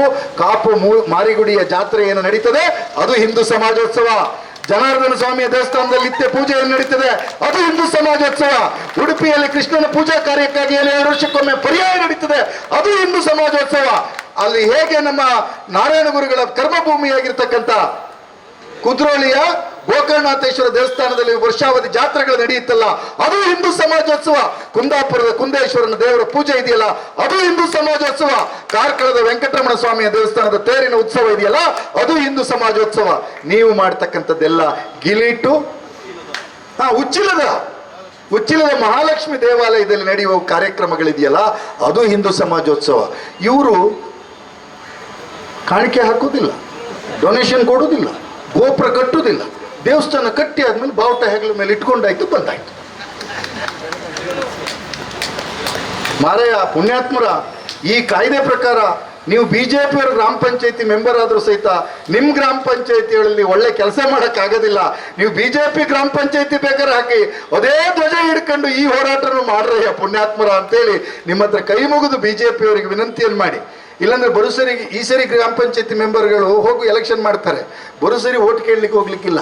ಯಾಕೆಂದ್ರೆ ಅವರೆಲ್ಲ ಕೇಳ್ತಾರೆ, ಒಂದು ನರೇಗಾ ಅಂತಿತ್ತು, ಅದು ಎಲ್ಲಿ ಮರೇಗಾ ಈಗ ಅಂತ ಕೇಳ್ತಾರೆ BJP ಅವರಿಗೆ. ಅದನ್ನು ನೀವು BJPಯ ಚುನಾವಣೆಗೆ ನಿಲ್ಲಲಿಕ್ಕೆ ಇಷ್ಟಪಡ್ತಕ್ಕಂಥ ಯಾರೇ ಆದರೂ ಕಾಯ್ದೆಯನ್ನು ಅಧ್ಯಯನ ಮಾಡ್ರಿ. ಅವರಲ್ಲಿ ಕೈ ಮುಗಿದು ವಿನಂತಿ ಮಾಡ್ತಾನೆ, ಮಹಾತ್ಮ ಗಾಂಧಿ ಉದ್ಯೋಗ ಖಾತ್ರಿ ಯೋಜನೆ ಮತ್ತು ನೀವು ತಂದಿರತಕ್ಕಂಥ VB ಗ್ರಾಮ್ಜಿ ಅನ್ನುವಂಥ ನಿಮ್ಮ ಕಾಯ್ದೆ ಏನಿದೆ, ಆ ಕಾಯ್ದೆಯನ್ನು ಇಟ್ಕೊಂಡು ಓದಿ. ಖಂಡಿತ ನಿಮಗೆ ಹೃದಯ ಅಂತಿದ್ರೆ, ಮೆದುಳು ಅಂತಿದ್ರೆ, ಈ ಕಾಯ್ದೆಯಲ್ಲಿ ಏನು ಲೋಪ ಆಗ್ತಿದೆ, ಹಳ್ಳಿಗರಿಗೆ ಏನು ತೊಂದರೆ ಆಗ್ತಿದೆ, ಗ್ರಾಮೀಣ ಭಾರತಕ್ಕೆ ಎಂತಹ ಕಷ್ಟ ಬರುತ್ತೆ ಅನ್ನುವ ಅರ್ಥ ನಿಮಗೆ ಆಗುತ್ತೆ ಅನ್ನುವಂಥ ಮಾತನ್ನ ಹೇಳಿ ದಯವಿಟ್ಟು ಆ ಓದೋ ಕೆಲಸವನ್ನ ನೀವು ಮಾಡಬೇಕು ಅನ್ನುವಂಥ ಸಂಗತಿಗಳನ್ನು ಹೇಳಿ, ನಾನು ವಾಟ್ಸಪ್ನಲ್ಲಿ ಪತ್ರಕರ್ತರಿಗೆ ಏನಾದರೂ ಕೇಳಿದ್ರೆ ಕಂಪ್ಯಾರಿಸನ್ಸ್ ಇದೆ, ಆ ಕಂಪ್ಯಾರಿಸನ್ಸನ್ನು ದಯವಿಟ್ಟು ಒಂದು ನಿಮಿಷ ಓದ್ಬಿಡ್ಲಾ? ಕಂಪ್ಯಾರಿಸನ್ ಓದ್ಬಿಡ್ತೀನಿ. ಯೋಜನೆಯ ಸ್ವರೂಪ. ಮೊದಲು ನರೇಗಾದಲ್ಲಿ ಕೆಲಸದ ಹಕ್ಕು, ರೈಟ್ ಟು ವರ್ಕ್, ಇದು ಜನರ ಕಾನೂನುಬದ್ಧ ಹಕ್ಕು. ಕೆಲಸ ಕೇಳಿದರೆ ಸರ್ಕಾರ ಕೆಲಸ ಕೊಡಲೇಬೇಕು ಅಥವಾ ನಿರುದ್ಯೋಗ ಭತ್ಯೆ ನೀಡಬೇಕು. ಈ ಬಿಜೆಪಿ ಕಾಯ್ದೆ ಬಜೆಟ್ ಆಧಾರಿತ, ಸರ್ಕಾರ ನಿಗದಿಪಡಿಸಿದ ಬಜೆಟ್ ಇರುವವರಿಗೆ ಮಾತ್ರ ಕೆಲಸ, ಹಣ ಮುಗಿದರೆ ಕೆಲಸವನ್ನು ನಿರಾಕರಿಸಬಹುದು. ವೇತನದ ಅನುದಾನ 100% ಕೇಂದ್ರ ಸರ್ಕಾರದ ಹೊಣೆಗಾರಿಕೆ. ಕೂಲಿ ಹಣವನ್ನು ಸಂಪೂರ್ಣವಾಗಿ ಕೇಂದ್ರವೇ ನೀಡುತ್ತಿತ್ತು, ರಾಜ್ಯದ ಬೊಕ್ಕಸಕ್ಕೆ ಹೊರೆ ಇರಲಿಲ್ಲ. ಹೀಗಾಗಿ ಬಡ ರಾಜ್ಯಗಳು ಹೆಚ್ಚು ಕೆಲಸ ನೀಡುತ್ತಿದ್ದವು. ಈಗ 60-40 ಅನುಪಾತ ರಾಜ್ಯಕ್ಕೆ ಹೊರೆ, ರಾಜ್ಯ ಸರ್ಕಾರಗಳು 40% ಹಣ ಭರಿಸಬೇಕು. ಹಣದ ಕೊರತೆ ಇರುವ ರಾಜ್ಯಗಳು ಉಳಿತಾಯ ಮಾಡಲು ಕೆಲಸ ನೀಡುವುದನ್ನೇ ಕಡಿಮೆ ಮಾಡಬಹುದು. ಚೌಕಾಶಿ ಶಕ್ತಿ, ಬಾರ್ಗೈನಿಂಗ್ ಪವರ್, ವರ್ಷವಿಡೀ ಕೆಲಸ ಲಭ್ಯ. ಖಾಸಗಿ ಜಮೀನ್ದಾರರು ಕಡಿಮೆ ಕೂಲಿ ನೀಡಿದರೆ ಜನರು ನರೇಗಾ ಕೆಲಸಕ್ಕೆ ಹೋಗುತ್ತಿದ್ದರು, ಇದರಿಂದ ಖಾಸಗಿ ಕೂಲಿ ದರವು ಹೆಚ್ಚಾಗುತ್ತಿತ್ತು. ಈಗ ಕಡ್ಡಾಯ ವಿರಾಮ, 60 ದಿನ ಬಂದ್, ಕೃಷಿ ಹಂಗಾಮಿನಲ್ಲಿ 2 ತಿಂಗಳು ನರೇಗಾ ಕೆಲಸ ಇರುವುದಿಲ್ಲ. ಆಗ ಕಾರ್ಮಿಕರು ಅನಿವಾರ್ಯವಾಗಿ ಉಳ್ಳವರ ಅಡಿಯಾಲಾಗಿ ದುಡಿಬೇಕಾದಂಥ ಸಂದರ್ಭ ಇದೆ. ನಿರ್ಧಾರ ತೆಗೆದುಕೊಳ್ಳುವುದು, ಡಿಸಿಷನ್ ಮೇಕಿಂಗ್, ಗ್ರಾಮ ಸಭೆ ಅಂದರೆ ಸ್ಥಳೀಯ ಸರ್ಕಾರ, ಸ್ಥಳೀಯ ನಿರ್ಧಾರ. ಊರಿಗೆ ಏನು ಬೇಕು, ಉದಾಹರಣೆಗೆ ಕೆರೆ, ಅಂಚು, ನೀರಿನ ವ್ಯವಸ್ಥೆ, ಯಾವ ಕಾಮಗಾರಿ ಬೇಕೆಂದು ಹಳ್ಳಿಗರೇ ನಿರ್ಧರಿಸುತ್ತಿದ್ರು. ಈಗ ಸೆಂಟ್ರಲೈಸ್ ಸಿಸ್ಟಮ್ ಅಂದರೆ ಕೆಳಗಿನಿಂದ ಮೇಲಲ್ಲ, ಈಗ ಮೇಲಿನಿಂದ ಕೆಳಗೆ ಅಂದರೆ ದೆಹಲಿ ಮಟ್ಟದ ದೊಡ್ಡ ಕಾಮಗಾರಿಗಳಿಗೆ ಆದ್ಯತೆ. ಹಳ್ಳಿಯ ಸಣ್ಣ ಪುಟ್ಟ ಕಾಮಗಾರಿಗಳು ಅಗತ್ಯಗಳು ಕಡೆಗಣಿಸಬಲ್ಲದಾಗಿದೆ. ದಿನಗಳ ಖಾತ್ರಿ, 100 ದಿನಗಳು ಪರಿಣಾಮಕಾರಿ ಹಣದ ಕೇಂದ್ರವಾಗಿದ್ದರಿಂದ ಹೇಳಿದ ಕೂಡಲೇ 100 ದಿನದ ಕೆಲಸ ಸಿಗುವ ಅವಕಾಶ ಇತ್ತು. ಈಗ ಹೇಳಿದ್ದು 125 ದಿನ. ಆದರೆ ರಾಜ್ಯ ಸರ್ಕಾರಗಳು ತಮ್ಮ ಪಾಲಿನ 40 ಹಣ ಕಟ್ಟಲಾಗದಿದ್ದರೆ ಜನರಿಗೆ 10 ದಿನ ಕೂಲಿ ಸಿಗುವುದು ಸಹಿತ ಕಷ್ಟವಾಗಬಹುದು. ತಂತ್ರಜ್ಞಾನದ ಬಳಕೆ, ಆ ತಂತ್ರಜ್ಞಾನದ ಬಳಕೆ ಏನಂದ್ರೆ ಮೊದಲು ಸರಳ ಮತ್ತು ಜನಸ್ನೇಹಿಯಾಗಿತ್ತು, ಈಗೆಲ್ಲ ಯಾಪ್ ಅಂತೆ. ನರೇಂದ್ರ ಮೋದಿ ಅವ್ರ ಕೈಲಿ, ಅಮಿತ್ ಶಾ ಅವ್ರ ಕೈಲಿ, RSSನವ್ರ ಕೈಲಿ, ಅಥವಾ ನಿನ್ನೆ ಹೊಸದಿಗಂತರು ಪ್ರಕಟ ಮಾಡಿರ್ತಕ್ಕಂಥ ಸಂಗಪ್ಪನ ಕೈಲಿ ಮೊಬೈಲ್ ಬಂದಿರ್ಬೋದು. ಆದರೆ ನಮ್ಮ ಕಮಲಕ್ಕ, ಸುಶೀಲಕ್ಕನ ಕೈಲೆಲ್ಲ ಆಂಡ್ರಾಯ್ಡ್ ಮೊಬೈಲ್ ಬಂದಿದೆ ಅಂತ ಅರ್ಥ ಇಲ್ಲ. ಆದ್ರಿಂದ ಅವರುಗಳು ಈ ಟೆಕ್ನಾಲಜಿಯ ಕಾರಣಕ್ಕಾಗಿ ಕೆಲಸಗಳಿಂದ ವಂಚಿತರಾಗಬಹುದು. ನೆಟ್ವರ್ಕ್ ಸಮಸ್ಯೆ ಇದ್ರೆ ವಂಚಿತರಾಗಬಹುದು. ಆದ್ರಿಂದ ಕಾಂಗ್ರೆಸ್ ಇದ್ದಾಗ ನರೇಗಾ ಇತ್ತು, ಬಿಜೆಪಿಯವರು ಬಂದ ಕೂಡಲೇ ಮರೇಗಾ ಆಗಿದೆ. ಬಿಜೆಪಿಯವರೊಬ್ರು ಕೇಳಿದ್ರು, ಏನ್ರಿ ಕಾಪುಗೆ ಬರ್ತಿದೆ? ಹೌದು, ಕಾಪುಗೆ ಬರ್ತಾ ಇದ್ದೀನಿ. ಏನು ಇಂಥ ಹೋರಾಟದಲ್ಲಿ ಒಂದು ಸೇರಿಸಿ ಅಂದ್ರು. ಏನು, ನೀವು ಕಾಪುವಲ್ಲಿ ನಿಂತು ಪ್ರಶ್ನೆ ಮಾಡಬೇಕು. ಈ 12-13 ವರ್ಷ ನಿಮ್ಮ ಅಧಿಕಾರಕ್ಕೆ ಬಂದ್ರಲ್ಲ, ಈ 12-13 ವರ್ಷ ಅಧಿಕಾರಕ್ಕೆ ಬಂದಾಗ ಈ ಕಾಪು ವಿಧಾನ ಕ್ಷೇತ್ರ, ಉಡುಪಿ ಲೋಕಸಭೆ ಕ್ಷೇತ್ರ ಭಾರತ ರಾಜ್ಯದೊಳಗೆ ಇದೆಯಾ ಅಂತ. ಹೌದು, ಭಾರತದ ರಾಜ್ಯದೊಳಗೆ ಇದೆ. ಹಾಗಾದ್ರೆ ಇಷ್ಟು ವರ್ಷಗಳಲ್ಲಿ ಈ ಕ್ಷೇತ್ರಗಳಿಗೆ ಕೇಂದ್ರ ಸರ್ಕಾರದಿಂದ ಬಂದಿರತಕ್ಕಂಥ ಯಾವುದಾದ್ರೂ ಒಂದು ಯೋಜನೆಯನ್ನು ಹೆಸರಿಸಲಿಕ್ಕೆ ಹೇಳಿ ಅನ್ನುವಂಥದ್ದನ್ನು ಹೇಳಿದರು. ಅದಕ್ಕೆ ಅವರು ಮುಂದುವರೆದು ಹೇಳಿದ್ರು, ಹೇಳಿ ಸುಧೀರ್ ಅವರೇ, ಇದ್ದಿದ್ದೊಂದು BSNL ಟವರ್ ಸಹಿತ ಕಿತ್ಕೊಂಡು ಹೋಗಿದ್ದಾರೆ. ಕಿತ್ಕೊಂಡು ಹೋಗಿದ್ದಾರೆ. ಈ ಸತ್ಯದ ಆಧಾರದ ಮೇಲೆ ಬಿಜೆಪಿಯವರು ಮಾತಿಗೆ ಬರಬೇಕು. ಬಿಟ್ರೆ ನಾವು ಧರ್ಮ ಉಳಿಸ್ತೀವಿ ಅಲ್ಲಯ್ಯ, ಇಷ್ಟು ವರ್ಷ ಧರ್ಮ ಉಳಿಸ್ಕೊಂಡಿತ್ತು, ಈಗ ಬಂದು 12 ವರ್ಷ ಆದ್ಮೇಲೆ ಧರ್ಮಕ್ಕಪಾಯ ಅಂತಂದ್ರೆ ಏನ್ ಕತೆ? ಬಾಂಗ್ಲಾದೇಶಿಗಳು ಬೆಂಗಳೂರವರೆಗೂ ಬಂದಿದ್ದಾರೆ ಅಂತ ನೀವು ಗಲಾಟೆ ಮಾಡೋದು ಅಂತಂದ್ರೆ, ಅವ್ರು ಯಾರೋ ಒಬ್ರು 56 ಇಂಚಿನ ಎದೆಯವರು ಎದೆ ಕೊಟ್ಟುಕೊಂಡು ಗಡಿಯಲ್ಲಿ ನಿಂತಿದ್ರಲ್ಲ, ಅವ್ರ ಎದೆಯನ್ನು ಮೆಟ್ಟಿ ಅವನು ಹೆಂಗೆ ಬಾಂಗ್ಲಾದೇಶಿ ಬೆಂಗಳೂರವರೆಗೂ ಬಂದ, ಚೆನ್ನೈಯವರಿಗೂ ಬಂದ, ರಾಜಸ್ಥಾನದವರಿಗೂ ಬಂದ. ಸೊ ಇದನ್ನ ಜನರ ಎದುರುಗಡೆ ನಾವು ಚರ್ಚೆಯನ್ನ ಗಟ್ಟಿಯಾಗಿ ಮುಂದುವರಿಸಬೇಕು. ಬಿಟ್ರೆ ಮೋದಿ ಇದ್ದರೆ ಎಲ್ಲವೂ ಸಾಧ್ಯ ಅಂತ ಬಿಜೆಪಿಯವರು ಹೇಳ್ತಿದ್ರು.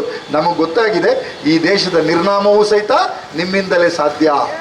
ಈ ದೇಶದ ಬಡವರ ನಿರ್ನಾಮ ಸಹಿತ ನಿಮ್ಮಿಂದಲೇ ಸಾಧ್ಯ. ಹಾಗಾಗಿ ಪುರಿ ಶಂಕರಾಚಾರ್ಯರ ಶಿಬಿರಕ್ಕೆ ಹೋಗಿ, ಅವರು ಸಾವಿರಾರು ವರ್ಷಗಳ ಪರಂಪರೆ ಇರತಕ್ಕಂಥ ಪೀಠದ ಸ್ವಾಮೀಜಿ, ಶಂಕರಾಚಾರ್ಯರು ಸ್ಥಾಪನೆ ಮಾಡಿರ್ತಕ್ಕಂಥ 4 ದಕ್ಷಿಣಾಮ್ನಾಯ ಪೀಠಗಳ ಒಂದು ಪೀಠದ ಸ್ವಾಮೀಜಿ. ಇವು ಮೊನ್ನೆ ಹೋಗಿ ಗಲಾಟೆ, ಬುಲ್ಡೋಜರ್ ಬಾಬಾ. ನಮ್ಮ ಜೊತೆ ಶ್ರೇಷ್ಠವಾಗಿರ್ತಕ್ಕಂಥ ಸಂತತಿ ಹಿಮಾಲಯದ ಸಂತರು ಇವರೆಲ್ಲ ಇದ್ರು ಗೊತ್ತರು, ನಮಗೆ ಈ ಬುಲ್ಡೋಜರ್ ಬಾಬಾ ಅಂದರೆ ಯಾರು ಅಂತ ಗೊತ್ತಿಲ್ಲ. ಈ BJPಯವರ ಕಾಲದಲ್ಲಿ ಧರ್ಮಕ್ಕೂ ಸಹಿತ ಅಪಪ್ರಚಾರ ಆಗಿ ಬುಲ್ಡೋಜರ್ ಬಾಬಾ ಬೇಕು ಅಂತ ಹೇಳಿ ಆದಿತ್ಯನಾಥ್ ಅವರ ಪರವಾಗಿ ಹೋಗಿ ಆ ಸ್ವಾಮೀಜಿಯವರಿಗೆ ಪ್ರಯಾಗ್ ರಾಜ್ಯದಲ್ಲಿ ಪುಣ್ಯ ಸ್ನಾನವನ್ನು ಸಹಿತ ಮಾಡಲಿಕ್ಕೆ ಅವಕಾಶವನ್ನು ಕೊಡದೇ ಇರತಕ್ಕಂಥ ಇವರ ರಾಜಕಾರಣವನ್ನು ಜನರ ಎದುರುಗಡೆ ಗಟ್ಟಿಯಾಗಿ ಧೈರ್ಯದಿಂದ ಸತ್ಯ ನಿಷ್ಠೂರಿಗಳಾಗಿ ಪ್ರಕಟ ಮಾಡ್ತಕ್ಕಂಥದ್ದು ಕಾಂಗ್ರೆಸ್ಸಿನ ಹೊಣೆ. ಯಾಕಂದರೆ ಮತ್ತೆ ನಮಗೆ ಮಹಾತ್ಮ ಗಾಂಧೀಜಿಯವರು ಹೇಳಿದ್ದಾರೆ, ಸತ್ಯ ಅನ್ನುವಂಥದ್ದು ನನಗೆ ಸಂಖ್ಯೆ ಮುಖ್ಯ ಅಲ್ಲ, ಸತ್ಯ ಅನ್ನುವ ವಿಚಾರ ನನ್ನ ಆತ್ಮಸಾಕ್ಷಿಗೆ ಗೊತ್ತಾದರೆ ಆ ಸತ್ಯ ಅನ್ನೋದರ ಎಷ್ಟೇ ಕಡಿಮೆ ಜನ ಇದ್ದರೂ ಸಹಿತ ಆ ಕಡಿಮೆ ಇದ್ದ ಜನರ ಪರವಾಗಿಯೇ ಮಾತನಾಡ್ತೇನೆ ಅನ್ನುವಂಥ ನಮಗೆ ಒಂದು ದೀಕ್ಷೆಯನ್ನು ಮಹಾತ್ಮ ಗಾಂಧಿಯವರು ಕೊಟ್ಟಿದ್ದಾರೆ. ನಿಮಗೆ ದೀಕ್ಷೆ ಕೊಟ್ಟಿದ್ದು ಯಾರು ಅಂದರೆ ನಾಥರಾಮ್ ಗೂಡ್ಸೆ. ಯಾರೋ ನಾಥೂರಾಮ ಗೂಡ್ಸೆ. ಹಾಗಾಗಿ ಇದು ಅದನ್ನೆಲ್ಲ ಪ್ಲ್ಯಾನ್ ಮಾಡಿ ಸಾಧ್ಯ ಆದರೆ ಎನ್ ರಾಮ್ಜಿ ಮಾಡಿ, ನಾಥೂರಾಮ್ಜಿ ಅಂತ ಮಾಡಿ BJPಯವರು. ಅದರಿಂದ ಗ್ರಾಮೀಣಕ್ಕೆ ಹಳ್ಳಿಗರಿಗೆ ಅವಮಾನ ಮಾಡಬಾರ್ದು ಅನ್ನುವಂಥ ಮಾತನ್ನು ಹೇಳಿ ಇಷ್ಟೊತ್ತು ಸಹನೆಯಿಂದ ನೀವು ಮಾತನ್ನು ಕೇಳಿದ್ದೀರಿ.